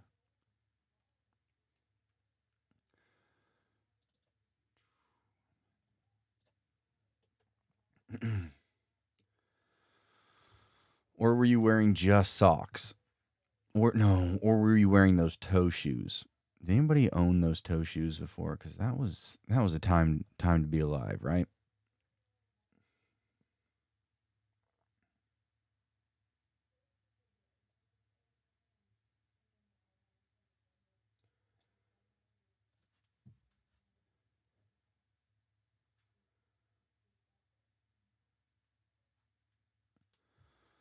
Chukkas, Red Wing Chukkas. What is the? Are those boots? Sorry, I'm not. I don't boot, scoot, and boogie very often. I have some boots. I have my boots still from the army, and then I think I have a couple of boots that I used to wear when I was a mailman, but probably I'll never wear those ever again because I don't want to. I'm so glad I don't do that shit anymore. All right, you guys ready to read this story now? Are you guys gonna stop talking and distracting me? Jeez, this is your fault. All the people that are getting upset because they're like, why aren't you reading stories? Shut up and read. And you keep distracting me. And as I've told you before, I'm a 33-year-old man child, and it doesn't take very much to distract me. I see like, ooh, something shiny, and off I go. All right, yellow/red. It's like 3 hole boots. Oh, okay, gotcha.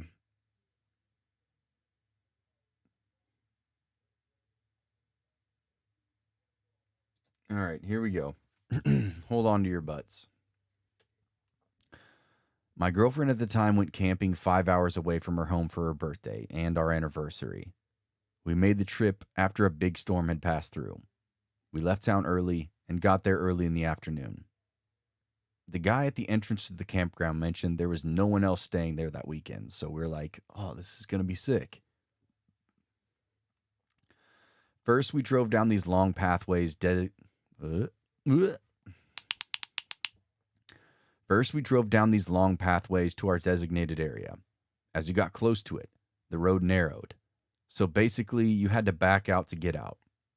We unloaded the car, got the tent set up, and decided to walk around the woods. It was dead silent, but it was still bright out, so we just took in the nature and walked a few miles away. We reached this point in the woods where there were some weird-looking white cabins. They were all uniform, all built the same exact way. Like, I guess they were part of some camping grounds, but they seemed way, way out of the way. There's no sign of life either. It just felt eerie to be at, like we shouldn't be there. So we turned around and walked back. We took a breather in our tent, then tried to start a fire in the fire pit. Unfortunately, neither of us had ever been camping before and had no idea how to start a fire. We had brought some of those self-lighting logs from Walmart and some lighter fluid, but everything around us was soaked to the bone from the rain, and that had passed through the day before. We knew we needed kindling of some sort, but any dry sticks or leaves was far and few between. Eventually, we got a small fire going, ate some hot dogs and marshmallows, and just spent some time looking at the stars. Then we noticed just how dark it was out there. My girlfriend was easily spooked and was just like, "Hey, can we go back into the tent now?" So I put the fire out and we crawled back into the tent. We were talking to each other, but I could tell she was tense. Then suddenly, she put her hand over my mouth and was like, "Shh, you hear that?" Before I could respond, we both heard footsteps, like heavy footsteps. It sounded like a group of people walking. I just whispered to her, It's probably just animals or something." Then we heard mumbling, like low mumbling. We couldn't make out words, but it didn't sound like an animal. We couldn't make out any words, but it didn't sound like but it didn't sound like a sound. Okay. Didn't sound like a sound. Didn't sound like a sound an animal would make. Mumbling. Mumbling. Where are you? Like low mumbling. We couldn't make out words, but mumbling. We couldn't make out words.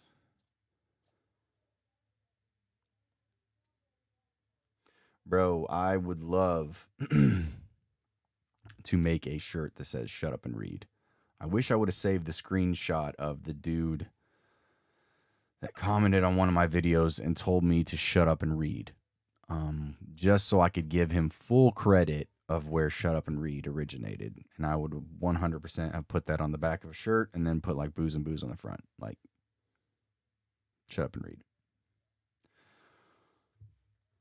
Anyway, again, ADD. I'm coming in. Put me in this thing. I was going to go live to celebrate 2K, but don't want to steal your thunder. I'm going to steal all that thunder. And we're going to shove it up your butt. Damn, you hit 2K? Congrats, man. Well deserved. I would put you in this thing. Well, hey, if you're going to be up for a little while, I might put you in after I get done with the next story. So give me like another 30 minutes or so, and I'll have you in if you're still up and at 'em. How's that sound?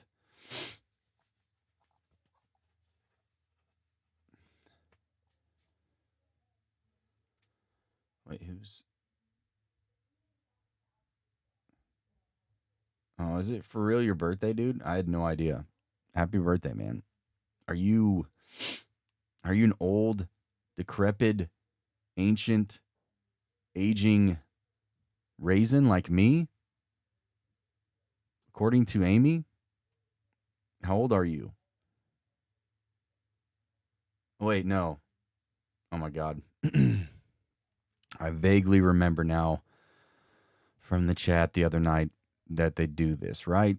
Something about just always saying happy birthday to you. Am I wrong? No, I know I'm right on that now. It's hitting me. You are one of those old, crusty things too. Awesome. Glad to have you. Welcome to the club, man. It's pretty cool.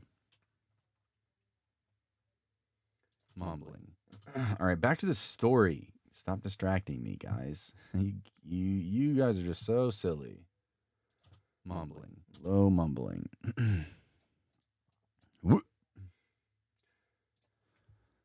We couldn't make out words, but it sounded like an animal. I fucking did it again. Damn it. Mumbling. We couldn't make out words, but it didn't sound like a sound that animals could make. It sounded like words, but hushed and non-elaborated. We sat there in silence, staring at one another in the dark for what felt like forever. The mumbling got louder, as did the footsteps, until it sounded like it was right outside of our tent. We both froze. I don't think either of us were breathing. And then, silence. We waited and waited and waited. I'm still not sure how much time passed, and eventually my girlfriend said, "We have to get back to the car." So with our adrenaline pumping, I peek out of the tent into the darkness and told her to stay behind me. Then we ran to the car. I locked the doors, and she was like, "What was that? We're not staying here. No one is out here but us. What was that?" I kept looking around for any signs of life, but we were still seemingly alone. I looked at her and was like, "Okay, I'm just going to grab our stuff. You stay in the car." We only had our ice chest and our tent out, so I hopped out and ran, grabbed the chest, and then tossed it into the back seat. As I turned around to get the tent, I started hearing footsteps closing in again. In a moment of pure terror, I yanked the tent out of the ground, wrapped the tarp up in it, and slung it over my shoulder like some panicked Santa Claus, and then shoved it into the trunk as well. I didn't say anything when I got into the car except, "Do we have everything in here?" My girlfriend said yes, and I floored it. We came to the road in the... Oh. We came to a fork in the road that went like 6 different directions, and I asked my girlfriend if she remembered which path we came down just to get here, and she told me she didn't know. We chose a random one and ended up in a different camping spot. Cursing under my breath, I slammed it into reverse again. Thankfully, I noticed the angle we had exited from, and I could see the main path back to the gate. As we hightailed it out of there, I noticed there was a single, small green light out in the woods right next to our right. As we hightailed it out of there, I noticed there was a single, small green light out into the woods to our right, near where our designated spot was. We drove entire... Whoa, that doesn't make any sense. We drove the entire 5 hours back to our hometown and fell asleep on my girlfriend's parents' couch around 4 a.m. We never talked about that trip ever again, and I myself have had no desire to camp since.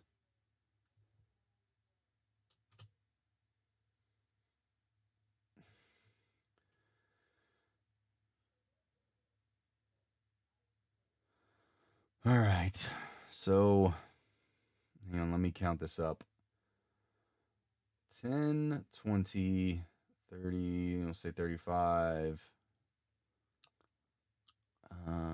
45. So I'm almost at an hour now. Okay, so I'm almost at an hour. I think I'm like shy like 4 minutes. So I'm just going to make macaroni and cheese stirring sounds for the next 4 minutes. And then we'll have a perfect hour, or at least a little bit over. I mean, who doesn't like mac and cheese stirring sounds? And who would not like to top off an episode with that, right?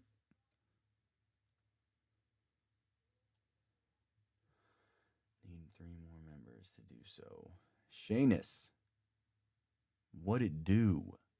Howdy doody. Thanks for stopping by. I don't know who Emily D. Baker is, but she's not more important than me.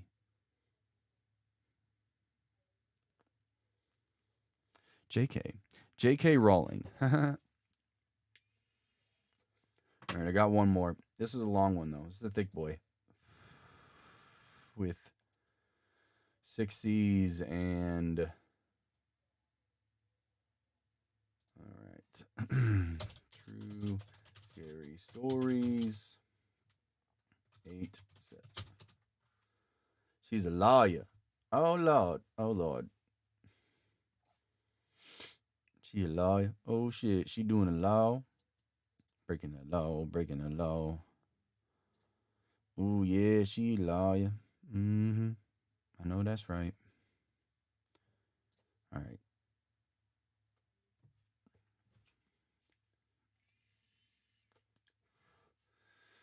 We gonna mac and cheese it up, bruh. Get that mac.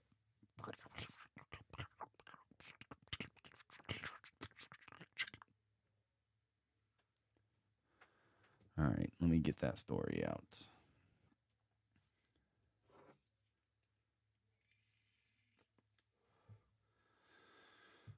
All right.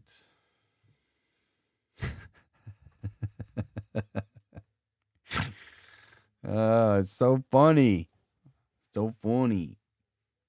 I'm leaving. One of these days, I'm really gonna like make a whole pot of mac and cheese and just stir it. Not even do the sound effects myself. Like, I'm actually gonna do it. Stop talking about it. I'm gonna be about it. Maybe even cut up some hot diggity dogs and put them in there.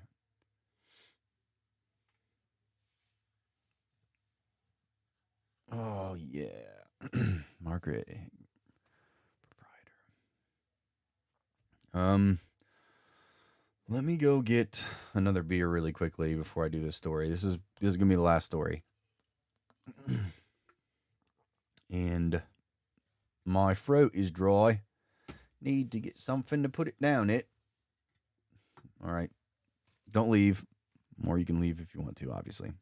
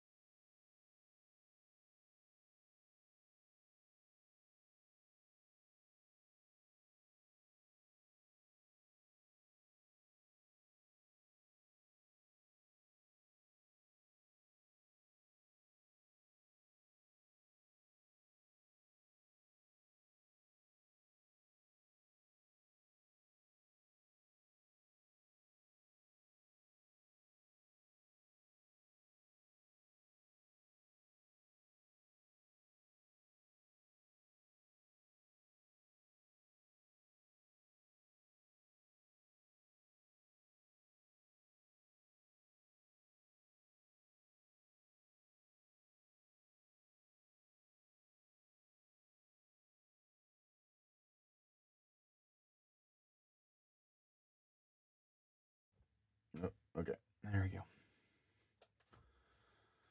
Square poops. What about ghost poops? Where you get a wipe and they're gone and you haven't flushed. Where'd you go? Where'd it go? Where did it go? Where did you come from? Where did you go? Where did you come from? God Night Joe.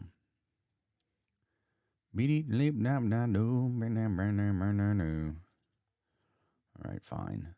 I'll take away the Minecraft. Take away the Minecraft screen and we'll do Spooky Ghost, okay? All right. Hold on. Get this for effect. Ooh, that was a good one.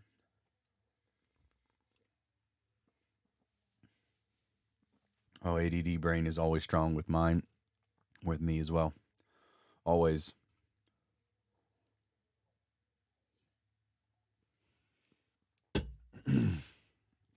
All right.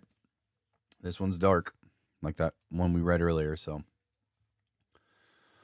hope you're ready for it. I know there's people that don't like this kind of stuff, and it's just a forewarning. Like, don't, just so you know, don't. If you get scared, just turn on the lights and put the blanket over your head.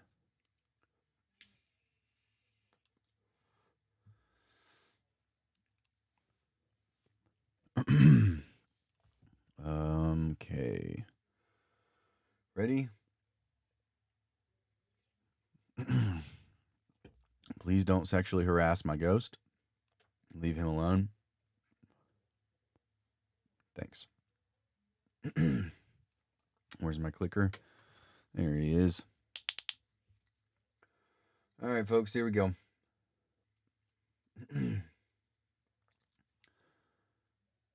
Wait, maybe this works. Okay, there we go. On the afternoon of June 1st, 1984, 17-year-old Mark Tildesley. I already fucked that up. I'm awful at pronouncing people's names, especially when it's spelled Tidellsley. Tildesley. I'm going to say Tildesley.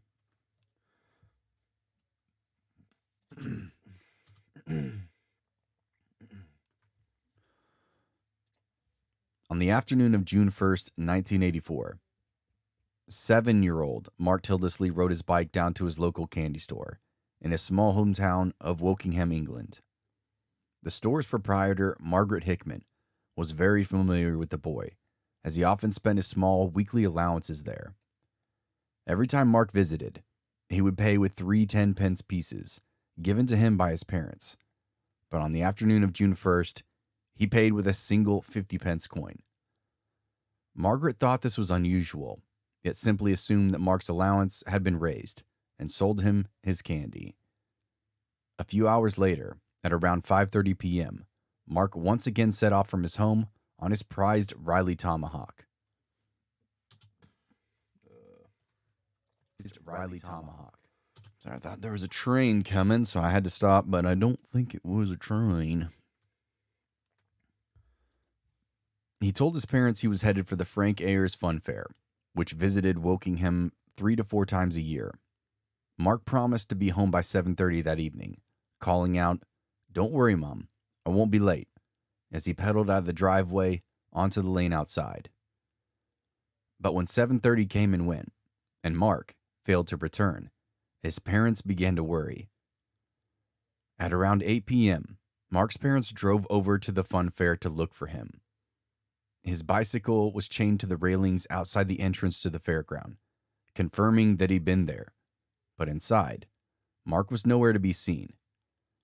His parents spent the better part of an hour searching that fairground, going stall to stall, calling out his name, but to no avail.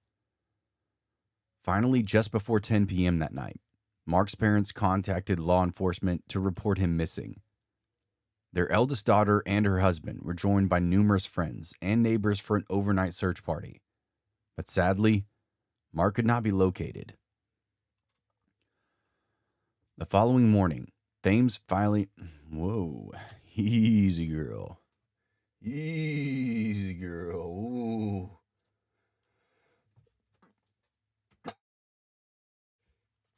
Okay. And missing. They're easy. Not be located. Could not be located. The following morning.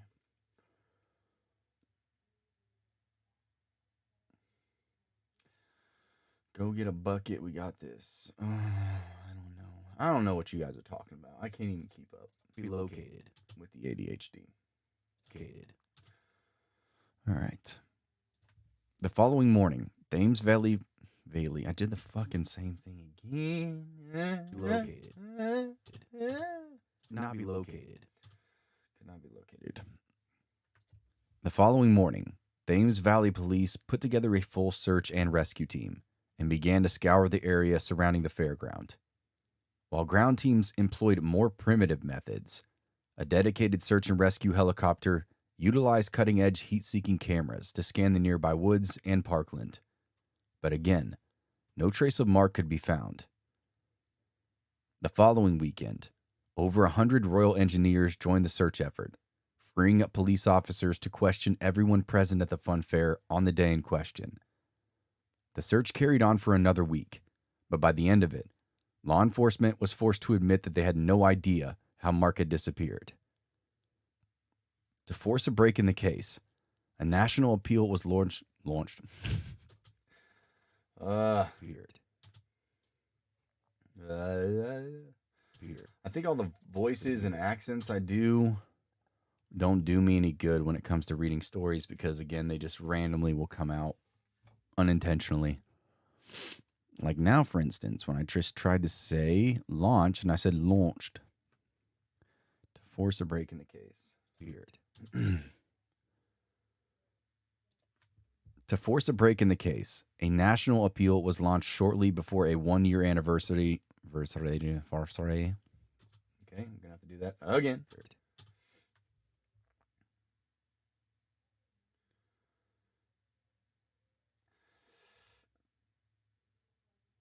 So check this out. My name is Derek Webslinging Webster, and I'm here to tell you about safe sex. Check this out. How'd I do? That sounds pretty good. Well, I sounded pretty good, right? All right. Weird. Whoa, Magnolia with the $4.99. Thank you. I'm going to take that $4.99 and I'm going to spend it on birthday candles for Rocky because he just turned 50. But again, for real, thank you. Don't feel obligated to do that, but I will take your monies. Where in the Sam hell was I? Disappeared.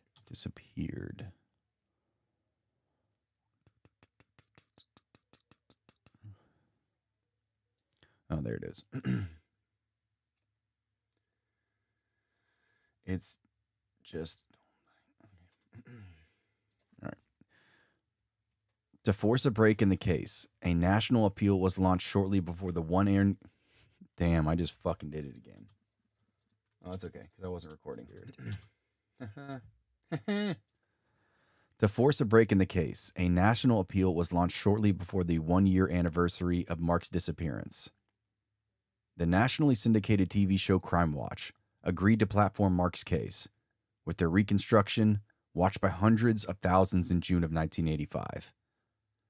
The appeal generated several false leads, and one yet... Wait, what? What the... The appeal... 1985. The appeal generated several false leads, yet one caller's tip included a description which police found chillingly familiar. The caller described an older with a crooked back.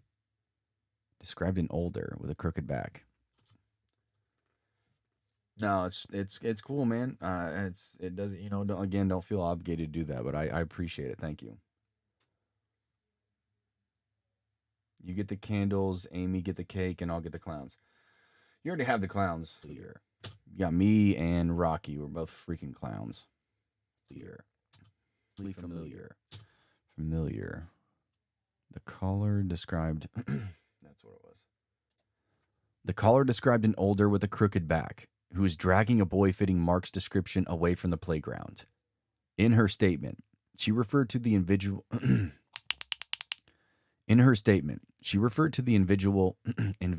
am I saying that?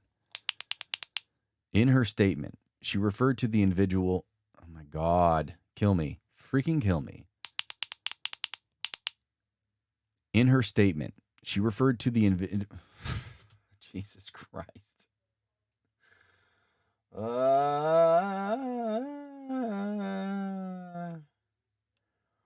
Yeah, I'm not joking. Like, I had a dude write this up for me, and he's fantastic at what he does. That's literally what it says. The caller described an older, but maybe it is meant to be elder. Yeah, I'm just gonna say elder. That's a good call. Several false leads. One caller's tip included a description which police found here. The caller, the caller.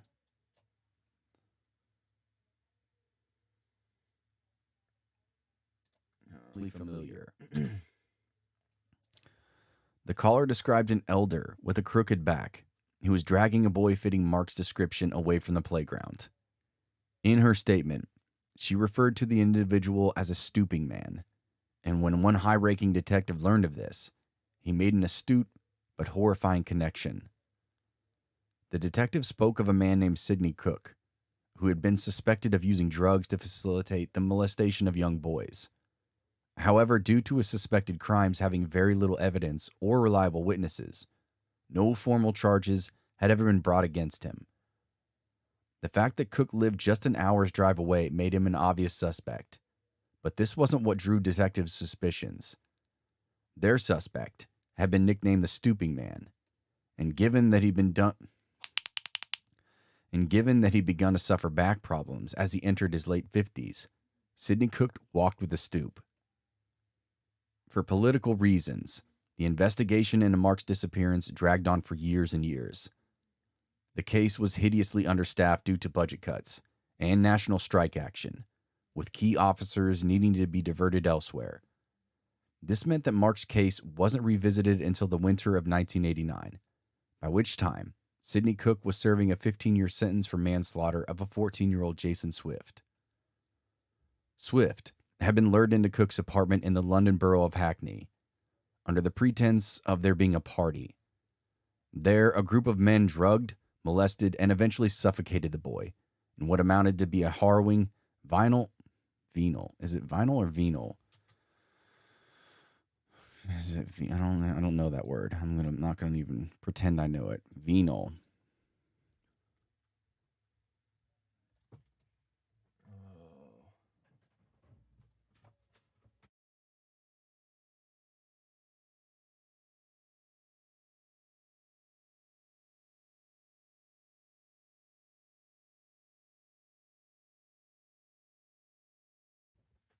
It's like spelled Venal. Sorry, I'm not trying to look it up.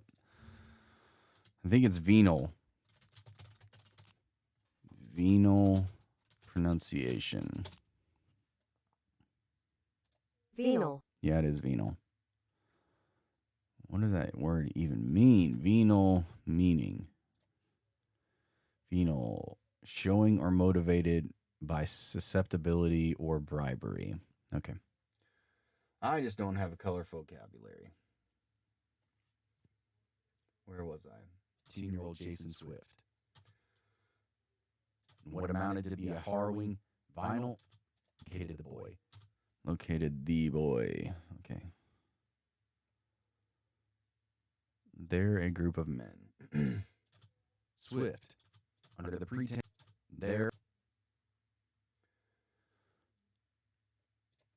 There, a group of men drugged, molested, and eventually suffocated the boy in what amounted to a harrowingly venal act of group violation. Since Cook didn't intend for his victim to die, he received a lesser sentence of manslaughter, but the presiding judge ensured the maximum prison sentence was given on the account of his unspeakable depravity. For all intent and purpose, Cook was right where the cops wanted him. The only trouble was, he stonewalled every officer who attempted to question him, at least until the winter of '89, when he was officially linked to the murder of Mark Tittlesley. In mid-November of 1989, London's Metropolitan... oh my God. In mid-November of 1989, London's Metropolitan Police lopped. Oh my God. I really can't fucking talk, man. I can't wait to get this story done so I can be done narrating for the night, because I don't know what's going on, but I can't narrate tonight. I'm going to make a country song called that. Mark Tittlesley. To the murder of Mark Tittlesley. That is really the last name.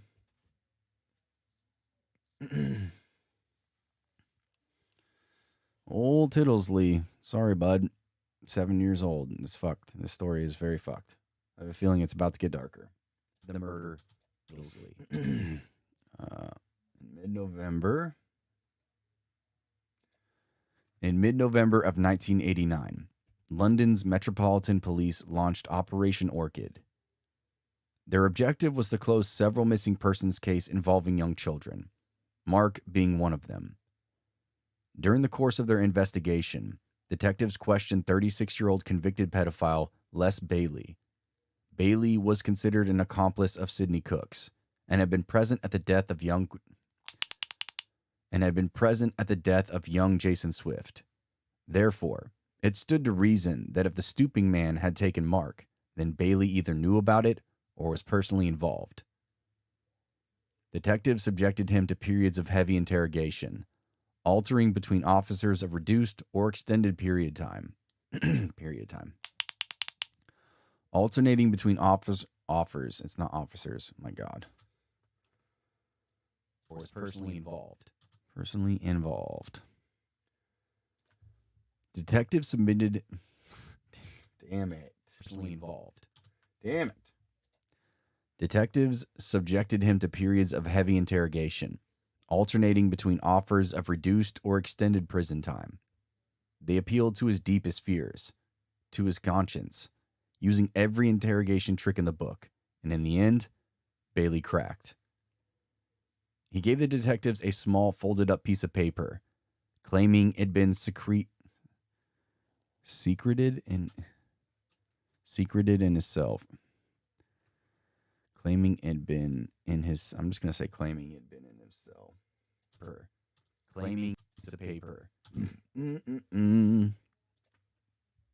Claiming that it had been in his cell for quite some time.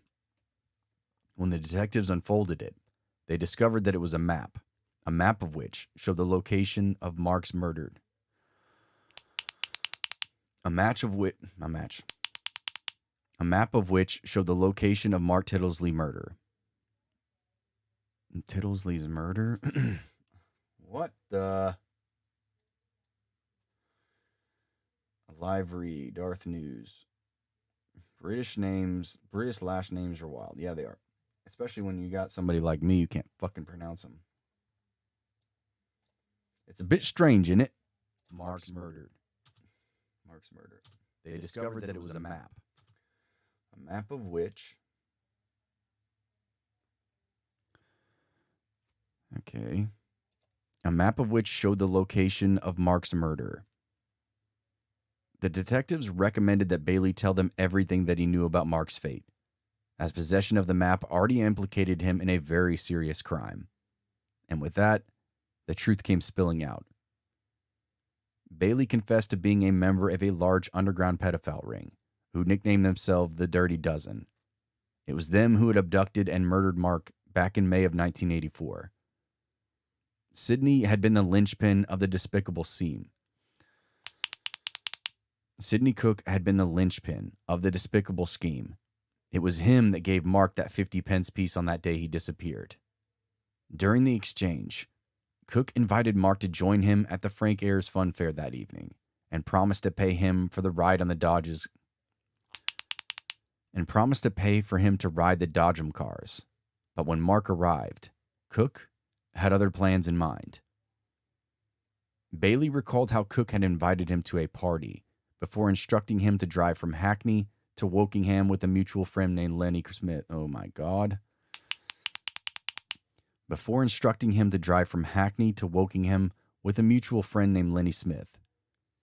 Upon their arrival at a secluded parking lot, picked out by Cook, he appeared from some nearby bushes, dragging little Mark behind him. Mark kicked and screamed as he was forced into the back of the car, but was easily overpowered by Cook and his friends. When the group arrived at Cook's caravan, they found a man already waiting for them, an individual named Oddbod. Oddbod is obviously not the man's real name, rather a nickname given to him by his cousin, Sidney Cook. He was an active participant in the horror that followed Mark's arrival at that caravan, but didn't do a single day in prison for those crimes. You see, Oddbod was later deemed to have the mental age of an 8-year-old, and under British law, such a mental deficiency means a person cannot be held responsible for their own actions. This meant that not only did the prosecution opt to not bring charges against him, but his identity was kept a closely guarded secret. Once Mark was out of the car and inside the caravan, the men set about trying to calm him down. Sydney gave the boy a glass of milk, but after a few sips, Mark handed it back while complaining that it tasted funny. Minutes later, the boy was slipping in into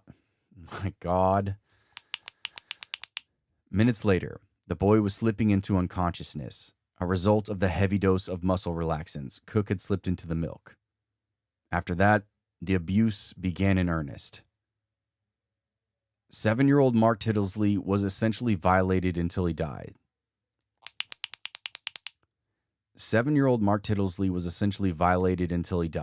With a coroner who examined his body. Damn, I can't fucking talk, man. Hold on. After that, the abuse began in earnest.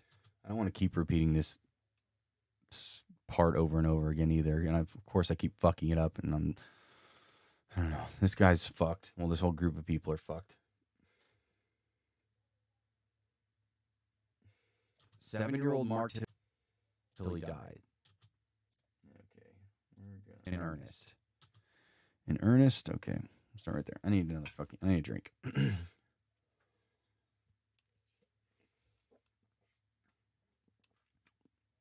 Yeah, I know. I knew this story was going to be dark. I didn't realize how dark. Definitely don't really like listening and or reading stuff like this after I've had kids. It definitely changed. I was used to be pretty I wouldn't say cold, but I don't know, the true crime shit and stuff like this obviously didn't quite affect me as much and as much as it does now that I have kids. I can still do it and tolerate it, but it's not something that I can listen to on a regular basis like I used to. It's just not something I like to consume, very often. Because it's hard not to think about think about this type of shit happening to your kids and not getting fucking pissed off or irritated and, thinking about the awful state of the world that we live in.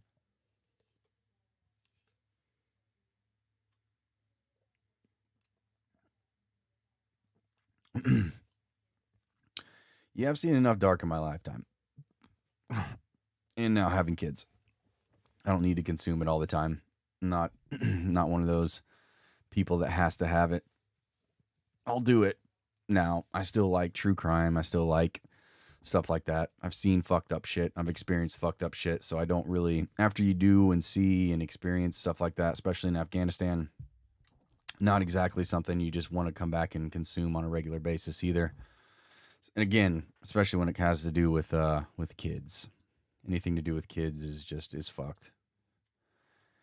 And okay, not going to go on that tangent. Don't go down that road. That road's cursed.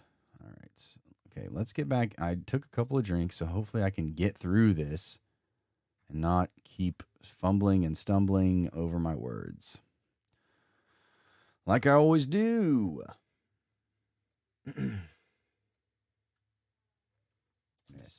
Goose began in earnest. All right. 7-year-old Mark Tittlesley was essentially violated until he died, with a coroner who examined his body estimated that he'd been dead for at least 30 minutes before the abuse.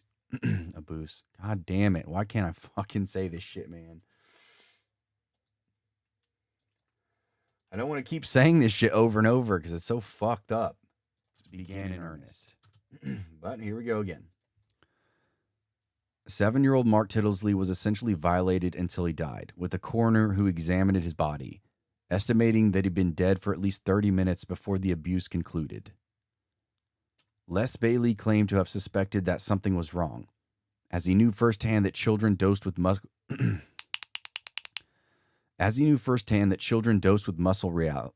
Oh my fucking God. I can't do this right. Les Bailey Les Bailey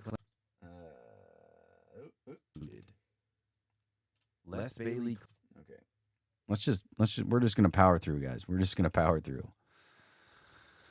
I'm sorry. Les Bailey claimed to have suspected that something was wrong, as he knew firsthand that children dosed with muscle relaxants weren't supposed to stay unconscious for that long. However, Cook assured him that Mark was fine. He'd be returned to the fun fair with no memory of the evening's events. But Bailey knew he was dead. And so did Smith. On October 18th of 1991, Les Bailey was officially charged with the murder of Mark. His trial was one of the most judicially unusual in British history. His trial was one of the most judicially unusual in British history for two main reasons. Firstly, and for reasons I'll come to explain, Sidney Cook was not charged with Mark's murder, despite being publicly blamed. Despite being publicly named as Bailey's accomplice. And secondly, Les Bailey instructed his defense barrister. And secondly, Bailey instructed his defense barrister. Oh my God, I did it again. What is a defense barrister? Barrister.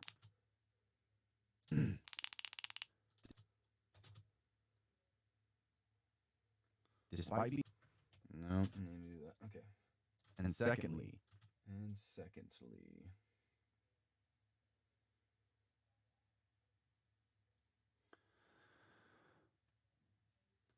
Les Bailey instructed his defense barrister to seek the maximum sentence possible, as opposed to the lesser one. He refused to say why he wished to be given more prison time, only that he was surprised and disappointed that Sidney Cook wasn't being charged. The following year, Bailey pled guilty to oh my God. The following year, Bailey pled guilty to manslaughter, but was given 2 life sentences, way above the usual maximum of 10 years. When reached for comment, Mark Tittlesley's mother... fucking kill me. When reached for a comment, Mark Tittlesley's mother, Lavinia. Oh my God, another word I can't pronounce. Lavinia. I guess that's what it is. I don't fucking know. But was given 2 life sentences. When reached for comment. I get like on a like I'll get on like a whatever you want to call it, where I'm good and I'm good, and then all of a sudden there'll be another word that I can't pronounce, and then it throws me back onto the whatever you want to call it, the old fumbling for words. Okay, I'm just gonna pronounce it Lavinia, because I don't know how everyone pronounce that. Okay, maximum of 10 years. Maximum of 10 years. When reached for comment, Mark Tittlesley's mother, Lavinia, expressed a deep disappointment in the verdict, adding that they should all hang. Just as law enforcement had their first suspected Sidney Cook, he refused to answer any of their questions regarding Mark Tittlesley's death. Although a key ring identical to one Mark owned was found in his car in late 1985, no formal charges were brought against him. It was the view of Britain's Crown Prosecution Service that Les Bailey's confession was simply not enough evidence to properly secure a conviction. And since Cook was already in prison for manslaughter of Jason Swift, they had ample time to let the evidence stack up. Since then, Cook has dropped hints that he knows the location of Mark's body, but refuses to tell the police, or the boy's family, most likely to rob them of any tangible closure. On October 7th of 1993, Les Bailey was murdered by two of his fellow inmates at Wadsworth Prison in Southworth. On October 7th of 1993, Les Bailey was murdered by two of his fellow inmates at Wandsworth. Is it Wandsworth or Wandsworth?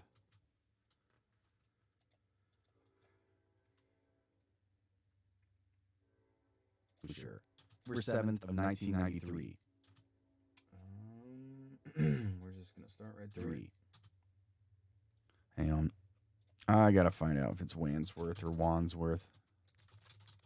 Prison. Pronunciation. Imagination.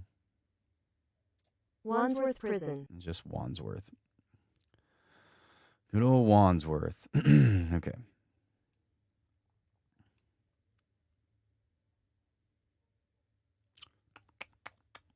Where was I?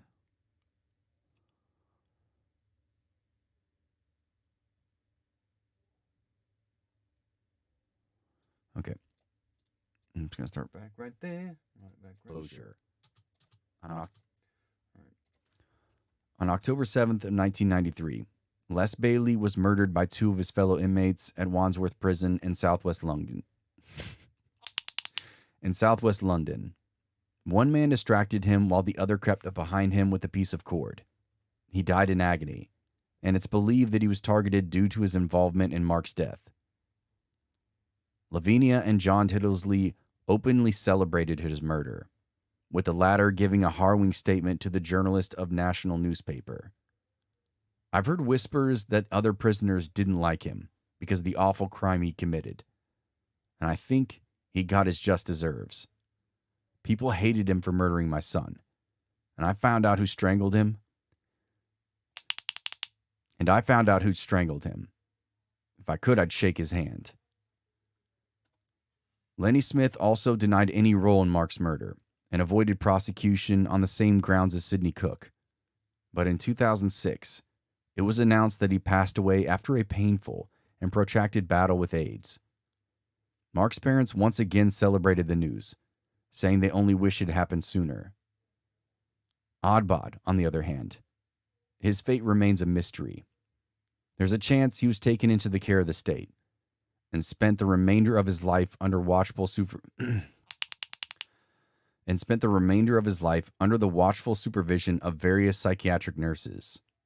But only a select few have any idea where that might be. In 2019, Mark's parents reached out to Sidney Cook one last time and begged him to reveal the location of their son's body. Once again, he refused. Cook was 92 at the time and is still alive in prison at the time of writing. His death is imminent, and most likely, he'll take the secret of Mark's final resting place to his own grave. It constitutes and gutless. Wait, what? To his own grave. It constitutes. It constitutes a gutless final attempt by Sidney Cook to claim ownership over Mark. A final insult to his heartbroken parents. And an indicator of what a monster he truly is. Okay, holy shiitake mushrooms. We did it. I did it. Good Lord. That was like a 15-minute story that probably took me 30 minutes to do because I was freaking playing Fumblerooski. All right.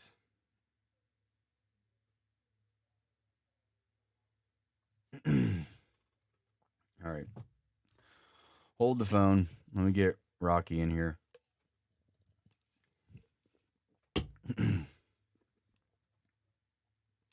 Yeah, thanks, bro. It was a rough one for me to read, for subject matter, and for me just reading in general. Fuck. Maybe subconsciously, I'm just going to tell myself that's why I was fucking that shit up so much. is because of that. Is because of that. Yeah. All right. Let me save all this stuff really quick. All right.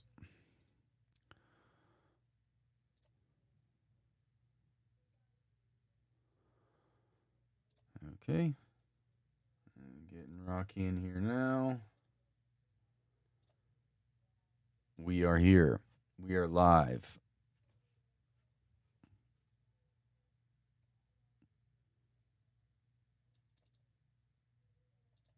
Oh, do you already have it?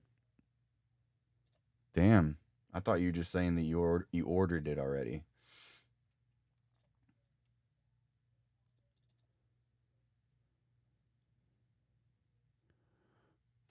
Okay.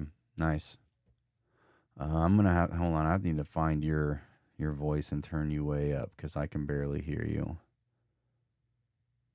Okay. Yeah. Okay. Hang on. Okay, there you. Okay. Say something again. Okay. Y'all leaving now? I missed the party. We can't hear it all. Okay. I got him up at like 200 user volume right now. I don't think I can get him up any higher.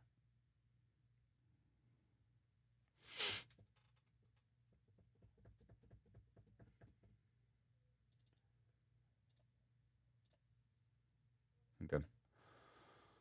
Yeah, I can still hear.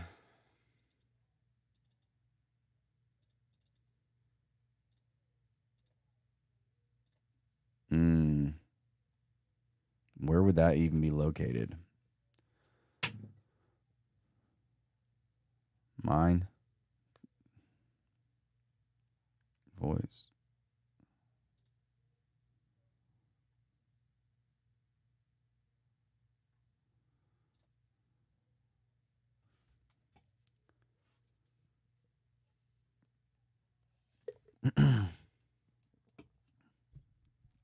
Yeah, I can still hear him.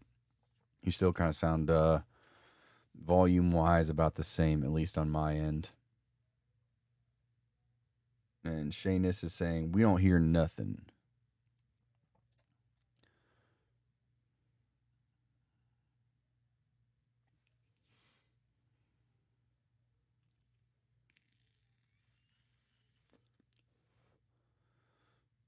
Hmm. Yeah. Okay, chat. Can you hear him at all? Nothing. Okay. No. 7 says I can't hear Mr. J. I'm looking for voice and video.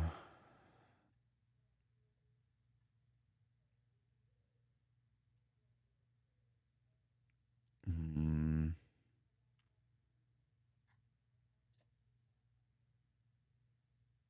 What is it?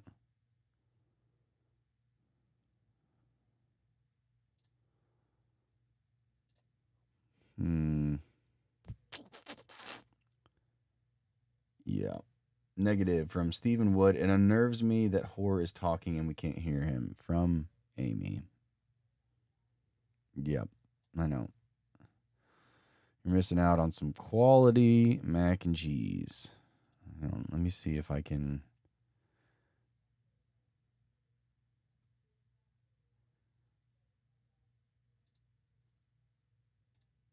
I'm trying to see if it's on anything on my.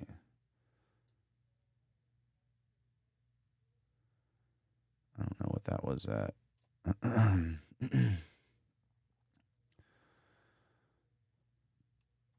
Yeah, I don't see anything else, at least to raise yours on my end. So.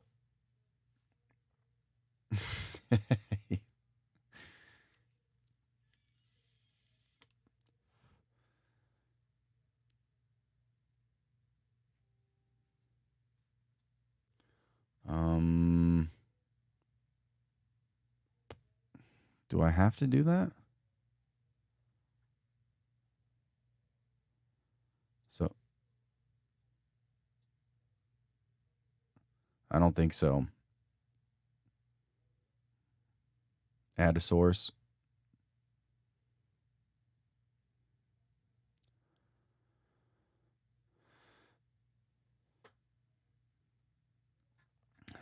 This is quality content.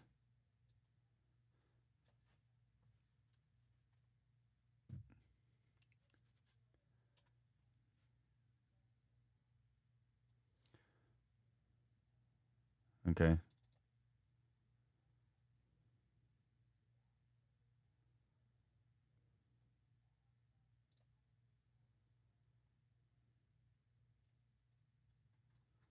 Discord. Okay. Chat box, media file, application beta window. Okay. Streamlabs Discord. Okay. There we go. You should see like the Discord. It should say like at Horror on the Rocks Discord. Okay. Can you guys hear him now? I just added it. Yeah. So, can you see my levels talking on your OBS? Yeah, I can. Yeah. So that should be it. Okay. Although I don't know. I guess once again. I mean, I can see it. I can see it now. It's. I feel like mine's still kind of like overpowering you. There it is. Boom. Yeah. Yours is overpowered. Yeah. I mean, I can turn the gain there so that way I'm a little bit louder. Yeah. Keep going. Keep going. Keep going. A little bit more. All right, hold on. Let me turn down my headset there because otherwise I'm going to be blaring in my ear. There you go. There you go. Perfect. How's that? That's good. That's good on my end. How about you, chap? Oh, yeah. Dang, I'm freaking loud in my ear. Oh. Are you able to leave the gain up and then turn your audio down? Yeah. There we are. There it is. All right. You guys can hear us okay? We got it sorted out there. Yeah, dude, we're so close. I wonder if they can hear like my... Can you hear that? Well, I heard something. Uh-oh. They're still saying you're low. Did I lose you? I don't know if you want to go up even more. If you wanted to start screaming into the microphone, that'd be great. Try talking now. Hold on.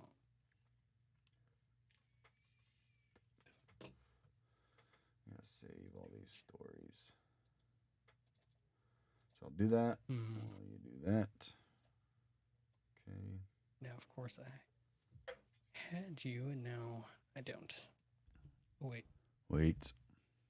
There we go. I had you, my headphones down all the way. That's me. That's the technical difficulties on my end. I'm still trying to figure out like all the knobs now. I have so much control. I don't know what to do. Yeah, it's a lot of buttons and a lot of flashing lights and. Well, yeah, because you have your mic, you have your headphones, then you have your other outputs. Right.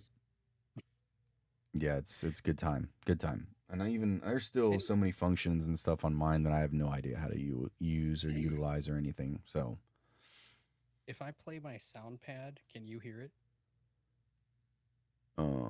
Try it.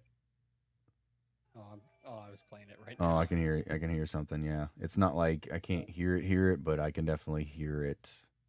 Are the crickets there? Yes. Okay. Boom. Boom. Boom. Oh wait, hold on. Let me do the. I was messing with this one earlier. Hello, everybody. Welcome to Booze and Booze Mac and Cheese. Oh man, that's so fucking funny. I need to figure out how to do that shit too, especially for lives. I will say it is. God, I'm glad that you and Derek convinced me though, because like you said, it's. I don't think I'll ever need anything else. No. I mean, it's worth it to just buy the end game shit or even close to the end game shit so you don't have to like keep climbing that ladder, and spend however much you'll end up spending to get there. Probably that and more that you could have just straight up bought it. Oh, for sure. Oh, let's see if I can turn up my. Okay. There you go. So I turned up my volume there, so that should be a lot better. That is better. Cool. Anyways, that last story, man. Like you were getting I think it was the last name that was throwing you off. Dude, it was Every time you had to that read the along last with name. everything else because I'll literally hear it, pronounce it correctly, and then within the same breath forget how to say it again, and then go to say it and then fuck it up. And yeah, I don't feel. I would if it was just me. I probably wouldn't feel quite as bad about it. But I've definitely heard Joel freak the fuck out on live streams when he starts like Oh, mispronouncing shit. So it makes me feel so much better when I know I'm not the only person because you kind of get to the end of a story or you just can't get through. Because there'll be days when I straight up will sit down and just go to town and just get all this shit done. Barely have any mistakes, don't fumble hardly at all, and I'm like, damn, that was good. Or you catch yourself getting on like a roll, and tonight was Ooh, definitely not one of in those your head. nights. Because you hear yourself doing well, and then in your head you're like, You're like, damn, I'm doing good, doing and pretty then well. literally like 2 seconds later, I'm gonna fuck up the word the. Yep, you're just like, write the words, just write. Yeah, and I go like point at myself in the mirror, like, hey, stupid. You know how to read, right? Like, just go read. That's all you have to do. Such a simple concept. Yeah. Sheesh. Yeah, that was awful. That was awful. But we made it. We're here. We did. And hey, no, congratulations on you too. Like last I looked, you were at like 10K. Yeah, you were. Yeah, those Hey. those stories for sleep, man. I don't know why, but there's like 3 or 4 of them that just blew up over the last month or so. And yeah, I think I'm Dude. closing in on 24, Well, I mean, I think. Putting in you've been grinding. Yeah, I'm grinding. What is that song? You've been putting in the work. Yeah. Put in the hours. Them hours, tirelessly. About power. Yep, I've been just grinding and putting out stories that aren't scary and, and stories that people have heard before. We all know your tactics. You just repeat the same stories over and over. That's why I was like, damn, like people just like these different variations of the same story, huh? Yeah. No, I think that's just it's one of those things. There's a lot of memes that are born within this community and especially on my channel as well, just listening to people and stuff. And again, 99% of the time it's all very positive and all people that are fucking awesome, and I love every single one of you for that. And then there'll just be one asshole or one jackass, and Listen, I can take criticism. I can take somebody being like, "Hey, dude, you need to seriously like check yourself on this." But then when it's just like petty, stupid shit, no idea why, it just like will get into my head to the point where it's like, no, fuck this guy. Like, you know what? I will find you. yeah. At the corner of 5th and Ave. We're gonna settle this like men. I can't listen to stories while sleeping. I broke a few phones throwing her across the room, bugging ears, so I don't listen to them all work. Yeah, I feel like it's a mixed bag, with people. Some people like. Wait, you're you're on the Chilling, so you could say, well, on the Chilling app, where you can find booze and booze, you can also create and control the ambience. Ooh, yeah, if you like, absolutely. storms or crackling fire while listening to your favorite booze and booze narrator, you can adjust that. Yeah, and it's pretty cool. Like I've had a Chilling account of my own for quite a while. I don't listen to it as often as I used to because now that I do this kind of quote unquote for a living, though scary stories are just kind of, when you read them, obviously as much as we do, it's not something I listen to on a regular basis. Now I kind of just consume other content, but I still enjoy it occasionally. Oh yeah, absolutely. Is it cool And then the Chilling? Always plus you gotta stay up so to date. Look at like Lighthouse Horror, how he changed up his content. what did he do? He's doing it like Mr. Ballin, like esque. He's in front of the camera Oh, now really? and doing like kind of live narration. So That's bold to do, in my opinion. he does a lot of B-roll in between. Okay. But uh he still is kind of doing some of it like right in front of the camera. So Oh shit. Okay. I mean, I'm sure it'll work for him. That type of content is very, you know, I don't know. People are always looking for it and wanting it and craving it, so it makes sense. I don't know if I've ever even listened to Lighthouse Horror. I don't think I have. he was the one he has his biggest thing, like kind of how he blew up, was doing the half price voodoo shop. And then I tried taking it on, and somebody actually commented on the series like continuation that I did, because I felt like I could do a pretty good imitation of how he did a specific character in that. Uh-huh. And they were like, I was really looking forward to the continuation of the series, but my mom, it was something like my mom always said, if you don't have anything nice to say, don't say anything at all. But this was just really muffled. And Thanks, bro. but I listened to it and I was like, you know what, you're right. It actually was, Yeah. but it was just more how they had to be like, Right. Right. I'm not trying to say you suck, but you should probably stop. Yeah. Exactly. Oh, that's so funny. Yeah, I mean that's cool though. I mean it's also one of those things too where you want to not only adapt or do something new. Maybe that type of thing was getting stale for him and he wanted to change it up. So if it works for you, then awesome. I'm me personally, I'm just too scared to do anything too different on one channel just because if one thing's working, you just never know. Oh, for sure. I mean, you gotta do what works for you, brother man. Yeah. Is what did she is so showing your face as a horror narrator selling out? I don't know. If it is, then Derek, yes, you sold the fuck out. Derek, you were the first one to sell I out. feel like Derek started pretty early showing his face though, so it's not something like Yeah, he sold out from the beginning. He couldn't wait to sell out. He said, let me show you all the feet. Let me show you all the face. Selling out. Yeah.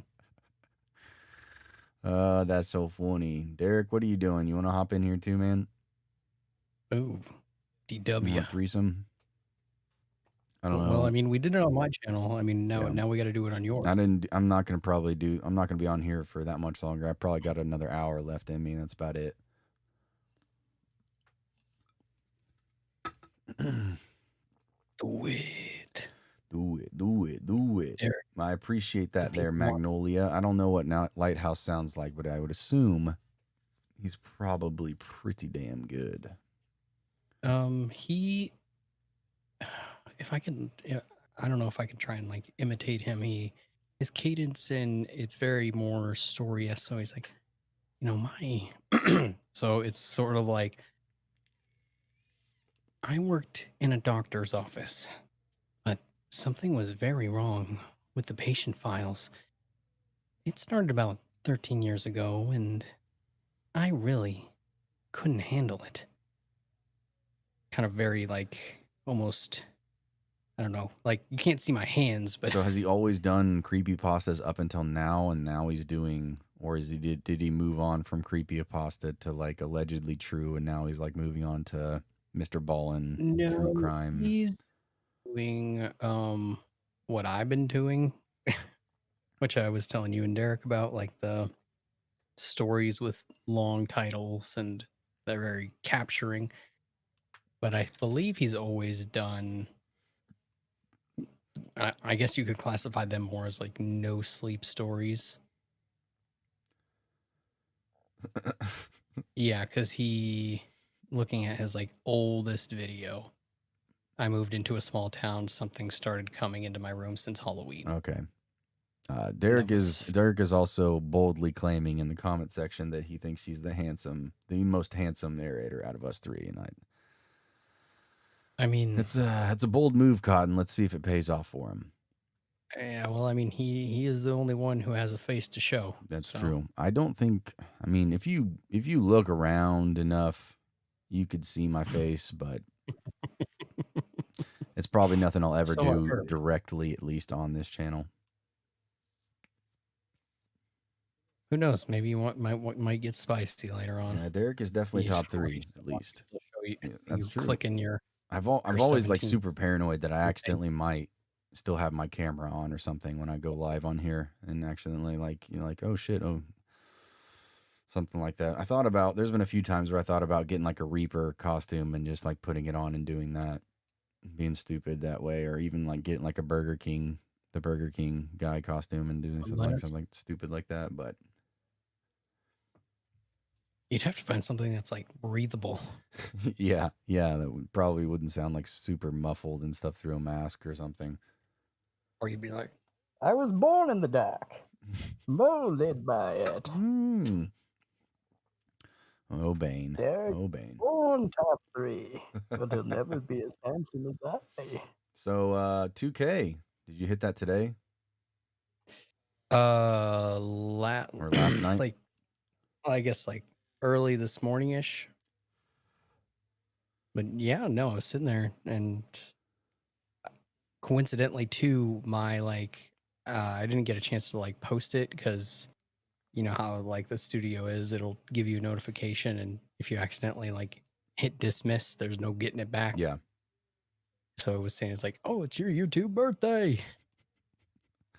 I was like, okay. all right. Which I'm very surprised about. I honestly did not think like I was gonna even hit 1K in my first quote unquote year. Yeah.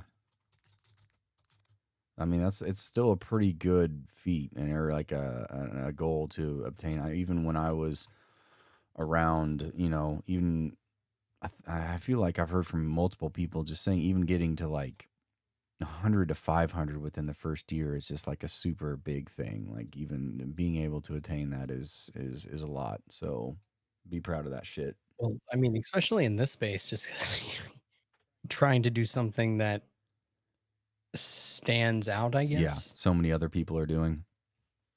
Ooh, because you want to be similar but different at the same time. right.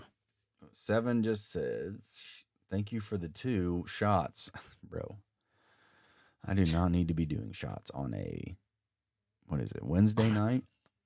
Well, I guess in a minute for me, it'll be Thursday. Yeah, where are you located exactly at again? Kentuckiana. Oh yeah, Kentuckiana. I was actually being stupid. I didn't know if you said where you're actually at, and I didn't know if you. But okay, yeah, okay. Well, you and I have talked about this already. Yeah, but yeah, you go ahead again. Forgot already, huh? Shots. Yeah. Maybe. You give me about 1 hour, and then I'm gonna log off, and I'll go take a shot, and then I'll go bed. And then just right to bed. Go to bed. Yeah. Shots can go one of 2 ways for me, and they always usually go one way, and it's never a great way. And never a good way. At least not anymore. Can't really do it like I used to. Can't do a bit. You can't hold it down for your gang. I mean, maybe if me and Rocky meet in person one day or something like that, I'll take a few shots with him. I will tell you this right now. If we meet in person and hang out, I'm not a shots guy. I never have been. Shots. The only like a green tea shot or something, maybe. Okay. But nah, I'm getting too old. Riggs. I'm getting too old. It's 11 on a Wednesday night here. Yes, me too. Can you guys talk about 90s cartoons really quickly? Yeah, really quickly. Hey Arnold is OP. And lost that argument according to my old. Hey Arnold's OP. Doug is OP. What else? Rugrats. Rocky really loves Rugrats. Thinks highly of them. What other ones did you really love? Well, okay, the poll still has 1 day left, but it is a solid 80-20 split. 90s Cartoon Network in the lead. Cartoon Network in the lead? Mm-hmm. Yeah, well. And there has been 15 votes. Hold on. I'm going to do one of mine because I feel like yours I is fudged the biased. number. Yours is biased. How do I fucking do a... Okay, wait. 90s Cartoon Network or 90s Nickelodeon? All right. Then I'm going to do another poll. I did say that, Derek. Yes, that is correct. 90s Nick. Wait. 90s. I'm going to put that on a t-shirt whenever I eventually get merch. You guys watch shit-ass Rugrats? Shit ass Rugrats. All right. 90s Nick. Booze, how's your voice acting skills? Wait, did I do that right? 90s. I don't think I did. No, that should work because it'll either be yes or they'll choose 90s Cartoon Network, or if they prefer neither, then I guess they can put no. Oh, okay, yeah. Yeah, I fucked that up. Oh, well, you know what? Work. Work. I should have put 90s Nickelodeon, yes. And then 90s Shit-ass Nickelodeon, Cartoon more Network. yes. Literally drinking tea right now. Derek, you do seem like a tea kind of guy. Derek drinks warm tea. Yeah, I'm a tea kind of guy too, so I can't even talk that smack. Well, I mean, I do enjoy a good Arnold Palmer or a good green tea. Yeah, I like green tea, I like black tea, I like the sleepy time teas. All that is. Who drinks tea? I do. What was that? I've already lost my train of thought. You got that ADHD. Yep, it don't take much, as I've said many a times. For my sound buttons, I gotta find that clip and clip it. Getting up for work. It's 5:04 here. Where are you at again, James? You at that? It's 5:04. Like in the morning? Yeah, apparently so. English breakfast tea. Oh yes, Dr. Pepper. Dr. Pepper has a tea. Yes, 23 flavors. They do have pretty good that Dr. Pepper cream soda is ballin'. Bristol, UK. Okay. Bristol. Yes. Never mind, I'm not gonna do it. How often do you guys think about the Roman Empire? Not as often as you would think. All the time. Boy, let me tell you. Not as often as I am just constantly got Roman Empire on the brain. If I'm playing Civilization, maybe. But Civ 7, Civ 6. But outside of that, not very often. A sip of tea, then $2.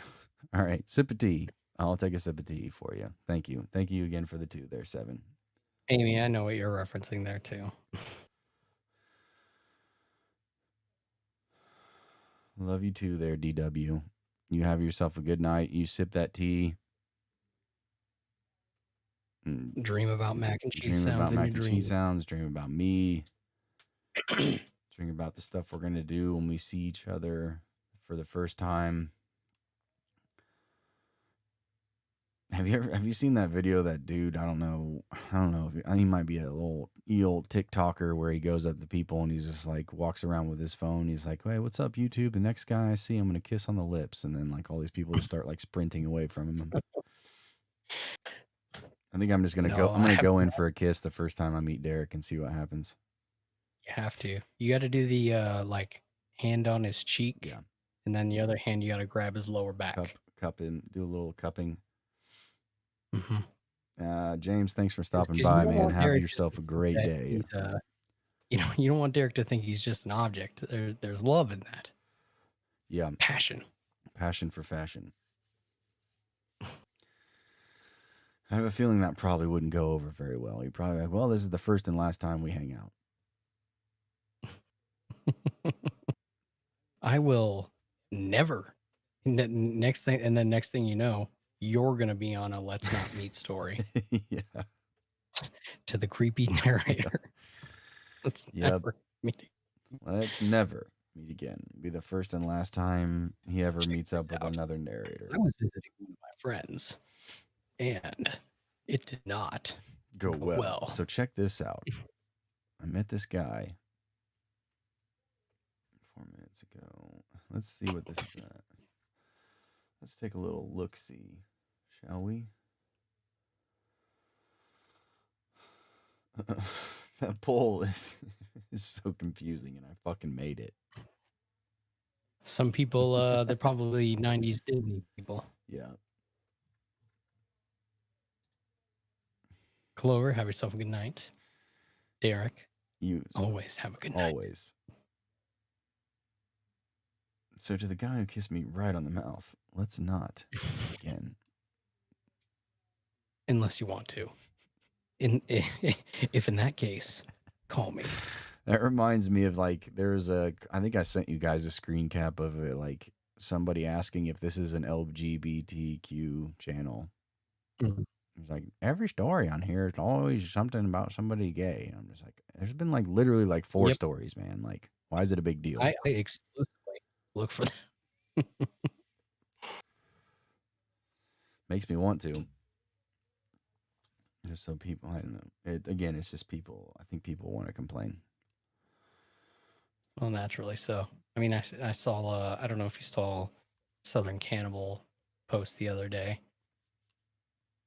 on the old X. Oh yes. Oh yes, the X. I think I know which one you're talking about, where he asked like people how they felt Like, about him, like being so, I guess, just himself. I didn't think so. That's what I was like, bro. You just who cares? Yeah, don't Who worry about it, cares? man. I mean, you're doing well enough that obviously what you're doing, you got a big enough following that it doesn't really matter. I feel like Derek said it the other day. He's like, "Oh, I think you've officially made it because you have tons of people in the comment section bitching and Mm. complaining, and that seems to be the right time when you made it is when you start getting haters. That haterade. Hey, the play I hate is ball. Mm-hmm. Heard that. Wish I didn't hear that, but I heard that. I hate y'all. And I'm not going anywhere. Where I'm going, I would like to know. Where am I going? I don't know. Where are you going there, Seven? I think she's doing song lyrics. Oh. What song is that? I do not know. Aaron, what's up, man? Howdy doody. How goes it? Slightly to the left or the right? Hey, Ron. Good to see you, my friend. Yes, thanks for stopping by. This is called ADHD Hour, where we talk about anything and everything, get distracted, and then talk about something else, and then we'll circle back again.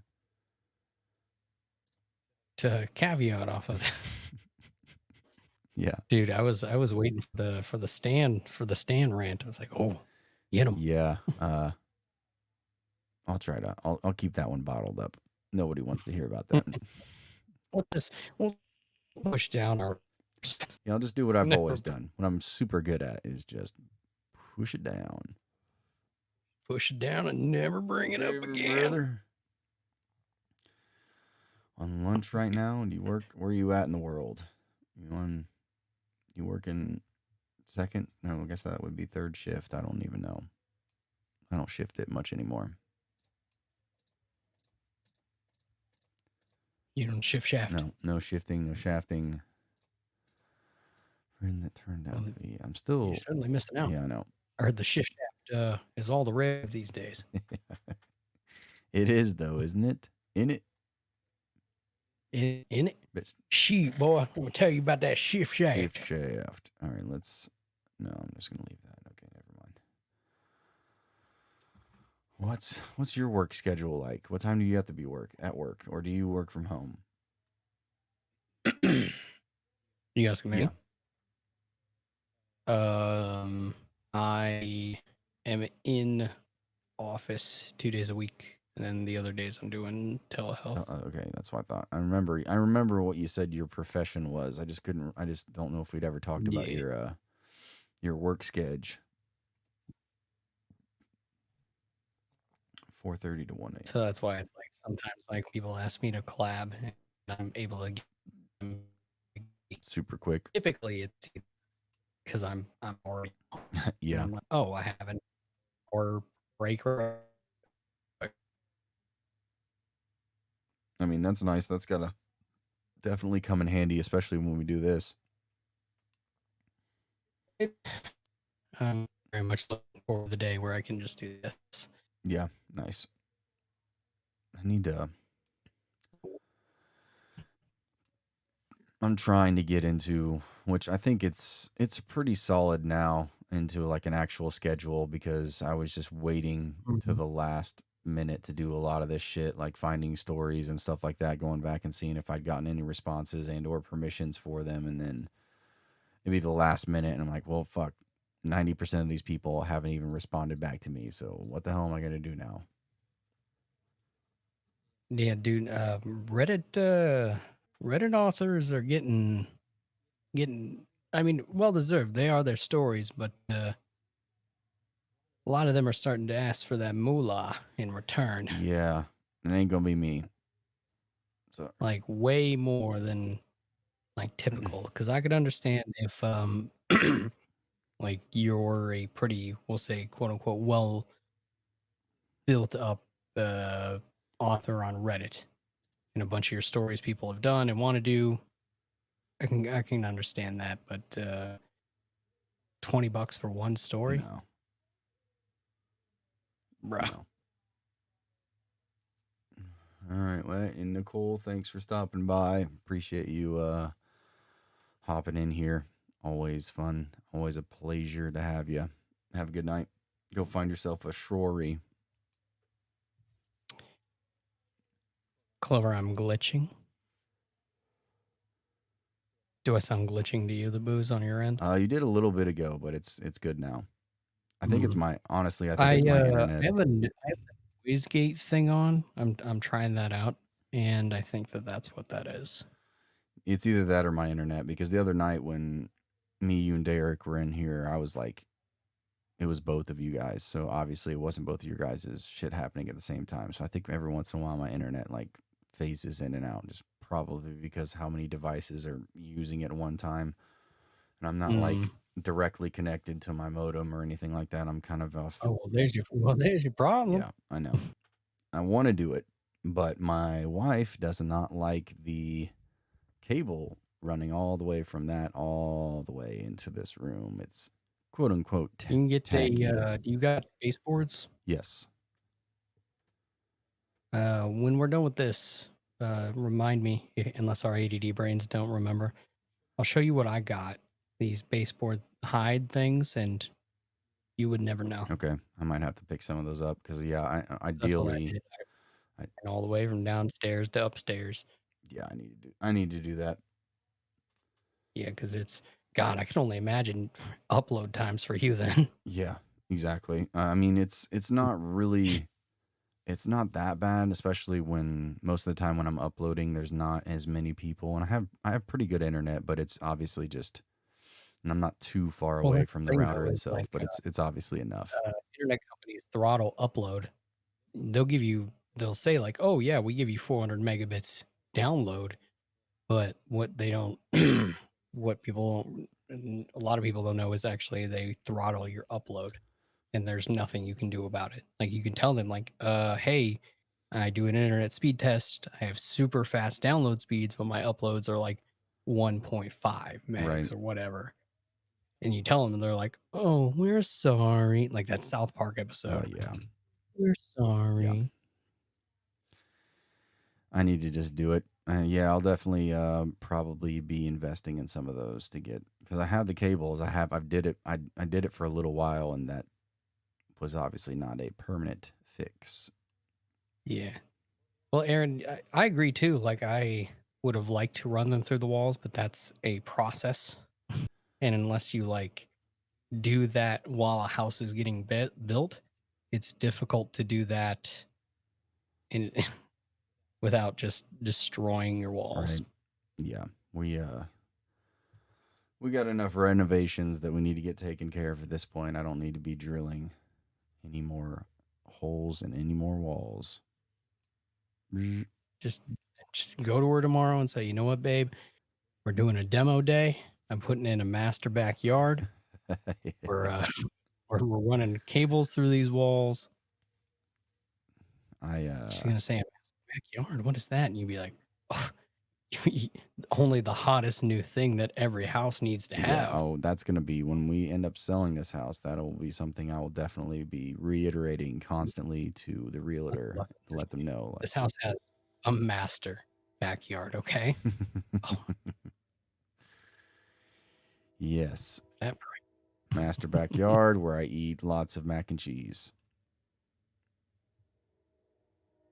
Well, having yep, Clover, she's said it almost instantaneously after you. Yeah, I mean, they just go hand in hand. know. 4 reno days a year. Mhm. You already know. Yeah. Amy, how does it feel to know that you will probably forever be immortalized as long as Booze, Derek, and I do YouTube? Yeah, you'll be forever known as the mac and cheese gal, Well, the one that hates it at least. I meant the master backyard. But Oh well, the master backyard always That has too. the master bowl of mac and cheese to go along with it. So I mean, it is where the master the master bowl. It's like Pokemon. The master bowl. that's so funny. Never gets old.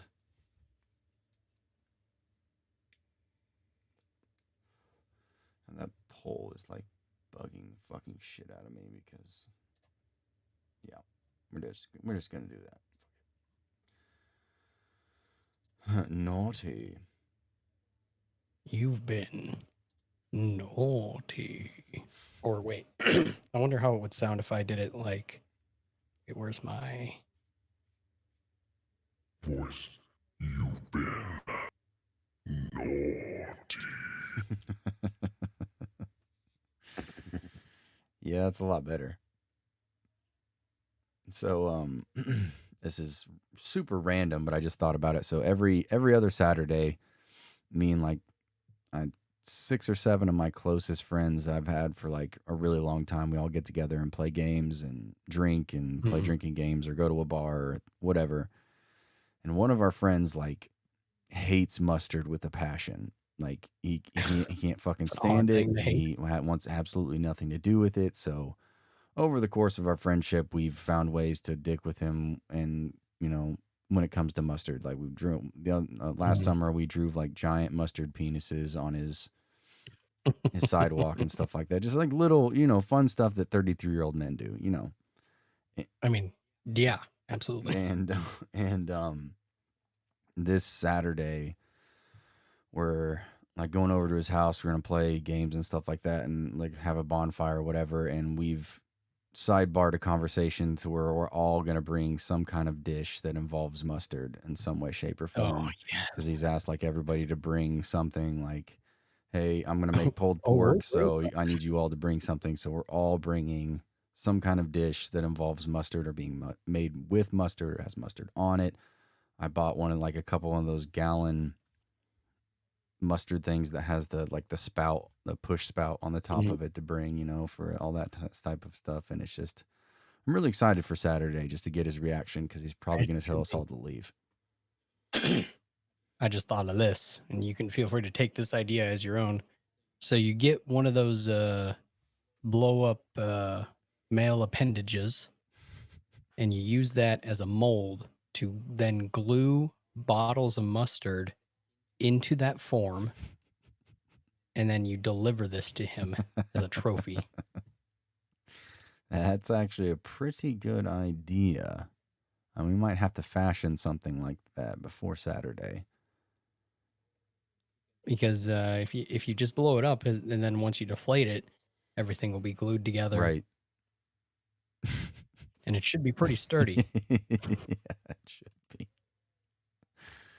Oh man, yeah. I think I'm gonna have to do some arts and crafts before then and get that for him. I'm sure he'll be super appreciative of it, and I'll take a picture and send it your way.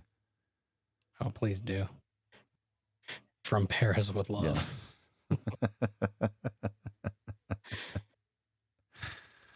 Oh, that's so funny. Yes, I can't wait for Saturday just so it can be the mustard extravaganza that he's. What does he just not like the taste, and it makes him so irate that he just can't stand it to be around, or is it what has he explained why? It's just one of those things, man, where like I think in passing, we'd gotten food and mustard had been on it, and he made the comment about how he hates mustard, and then just one of us picked up on it, and then we just ran with it, and it just grew and grew and grew to the point where it's just like a running joke, and I think it's just based off of his reaction to it. You know, it's like kind of like when you tell somebody you don't like something or stop doing that, and then like 8 people are like, oh, you don't like that? Okay, well, here we go. Mm.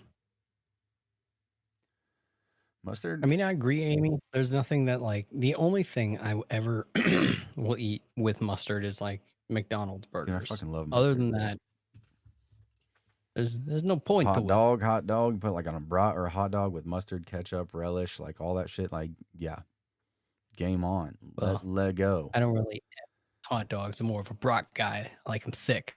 Brought us together. What is your favorite alcohol? I prefer whiskey and mead.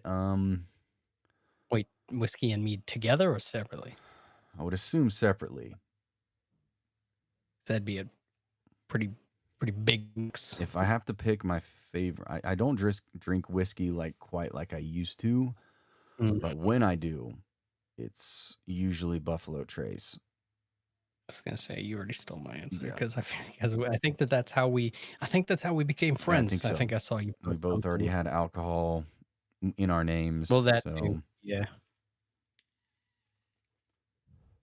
But yeah, no, it'd be Buffalo Trace, and then if I'm feeling a nice Chianti, no. If it's not whiskey, then it's probably like a seltzer. Honestly, yeah, easy. I'm not really hard to please when it comes to beer. The only thing I'm not really into is all the like super dark beers. I hate IPAs. I will say that. Does root beer count? Root beer does not count. Does root beer count? Root. I mean, there's adult root I beer. mean, there is, but you just don't drink those. You can only. I feel like you can only drink a few of those before the sugar takes over your stomach and it starts hurting Yeah. too. Well, that's like the I don't know if you ever had like the Not Your Father's Mountain, whatever. It tastes just like Mountain Dew. Yeah. But about 3 of those, you got Yeah. banger of a headache. And your So much sugar. stomach is like just spinning in circles. But yeah, no, IPAs. I hate IPAs and all my. I have a bunch of quote unquote craft beer friends, and they're always trying like, no, try this one. It's Yeah. different. It's got a smoky amber, and I'm like, this is trash. Yeah, I'm not drinking They that. all taste the same. It's trash. Yeah, I've only had a handful of meads. Like I'm trying to think of the name of this mead company that I bought a bunch of. It was like a year or so ago, because they had like a Lord of the Rings themed one, and then I was like, well, fuck it. If I'm gonna get this one, then I'll just get the free shipping and buy a couple more. And they were all super good, but I haven't had any since then. There's not really too many places around here that sell it, or at least if they do, I haven't seen it. It's all just like your normal run of the mill shit around here. I mean, there's a couple spots that do have the craft beers and stuff like that. And I've tried them. It's just not for me. Like I just stick to what I know. As I told you, if you move down where I'm at, very, very close to a lot of whiskey distilleries. That is true. I have done the tour, Bourbon Trail. the Bourbon Trail. I did that a couple of years ago, and it was fun as hell. And Buffalo Trace distilleries here. Yeah, that one I haven't been to, and I definitely want to go to that one. That's nice. Every time we were frequent flyers over to Tennessee, like Gatlinburg and Pigeon Forge and stuff like that too. And every time we go over there, I always go get shit faced at the what's the moonshine places they have over Oh, there? I don't know why I'm forgetting what they're called, but there's like they're all over the place, and like $5 you can do the tastings and shit like that. And yeah, rosé all day. I am a little slut for some rosé. rose, I don't I have to be in the mood Not a to drink. wine guy. That rose is a wine, right? Yeah, I believe I so. believe so. Yeah. Okay, and I don't like the red bitter wine. It has to be sweet, and then I can only drink so much Yeah, of it same too. here. Regular like dry wines taste like butter to me. Yeah, no thanks. My time lapse has been off this whole time. It's been real. Oh, Did you clip into the back rooms, Amy? must have. Click clap. What time is it anyway? Also, Amy, I'll be getting with you shortly about some of the art. Booze, do you know what Amy does art? Yeah, I'm actually in the process. Well, she sent me the like initial interview, or not interview, Mm. but whatever the email, So, like whatever, like of the stipulations and going through the little whatever you want to call it, of picking out all that shit. So my idea is to have a reaper like out grilling and smoking meat, something like that, with a beer in his hand. dude, you gotta be having him in one hand. He's holding a bowl of mac and cheese as he's flipping burgers. Or I'll just make the whole commission mac and cheese, not even do anything to do with my channel He's sitting in a whatsoever. hot tub, and it's mac and cheese. And then the caption is, "It ain't easy being cheesy." Yeah. Oof. That would be so good. That would be worth every cent. Printed mass production. Get that on a shirt ASAP. I'm not taking that. You will do it. Come on. Don't. Amy, Come on. everybody, Play along. Peer pressure. Amy, I will help finance this endeavor for Booze. Oh, yeah. This We'll pay has to be even done. more. We'll throw a tippy tip on the top. You don't understand. Now that we've spoken into existence, it must be. Yeah, it's got to be done. It has to happen. And then we got to slap that on a sticker or a T-shirt or Mhm. something, get it out Across to the the masses. world, you'll see. Some pink wit. It'll be everywhere. Every hot topic and Oof. Yes. Yes, absolutely. Every Spencer's will have it. Mm. Pink Whitney. Pink Whitney's good. no, I agree. Yeah. Very good. I was impressed about how tasty that was when somebody offered me some. It's been a while, but I Like, did try it. ooh. I ain't giving in no peer pressure. Smoking meat. I smoke meat, not meth.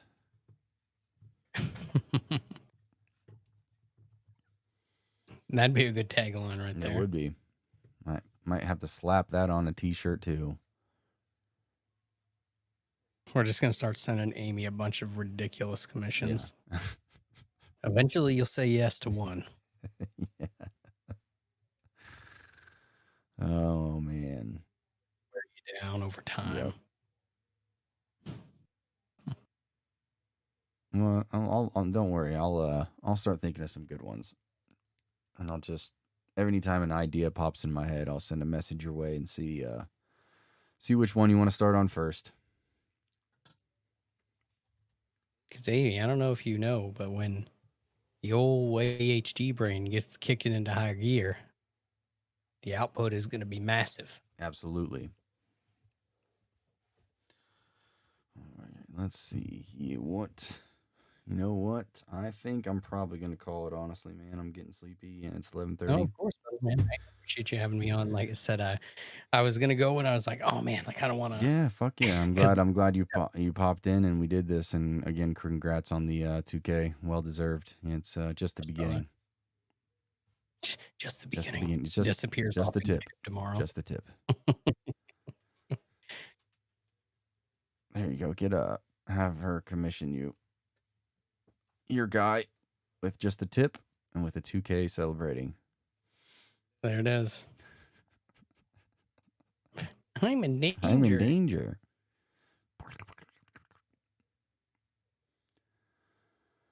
All right. What was I doing with my life? All right. Yeah. It's been fun. It's been real. It's been enjoyable. Hope y'all enjoyed the stories and me fumbling and bumbling over my words, as well as thanks to Rocky for stopping in. And if for some reason you're not already following his channel or checking out his content, make sure you go over there and do that as well. He's got some stellar stuff out, and he's a 2K boy now, on his way to 3. 2K boy. 2K boy. Rebrand Rebrand. right there. And then if it surpasses that, I'm not changing.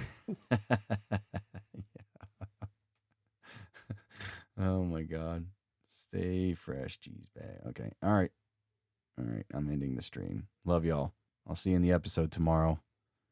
Probably around 6 or 7. See you.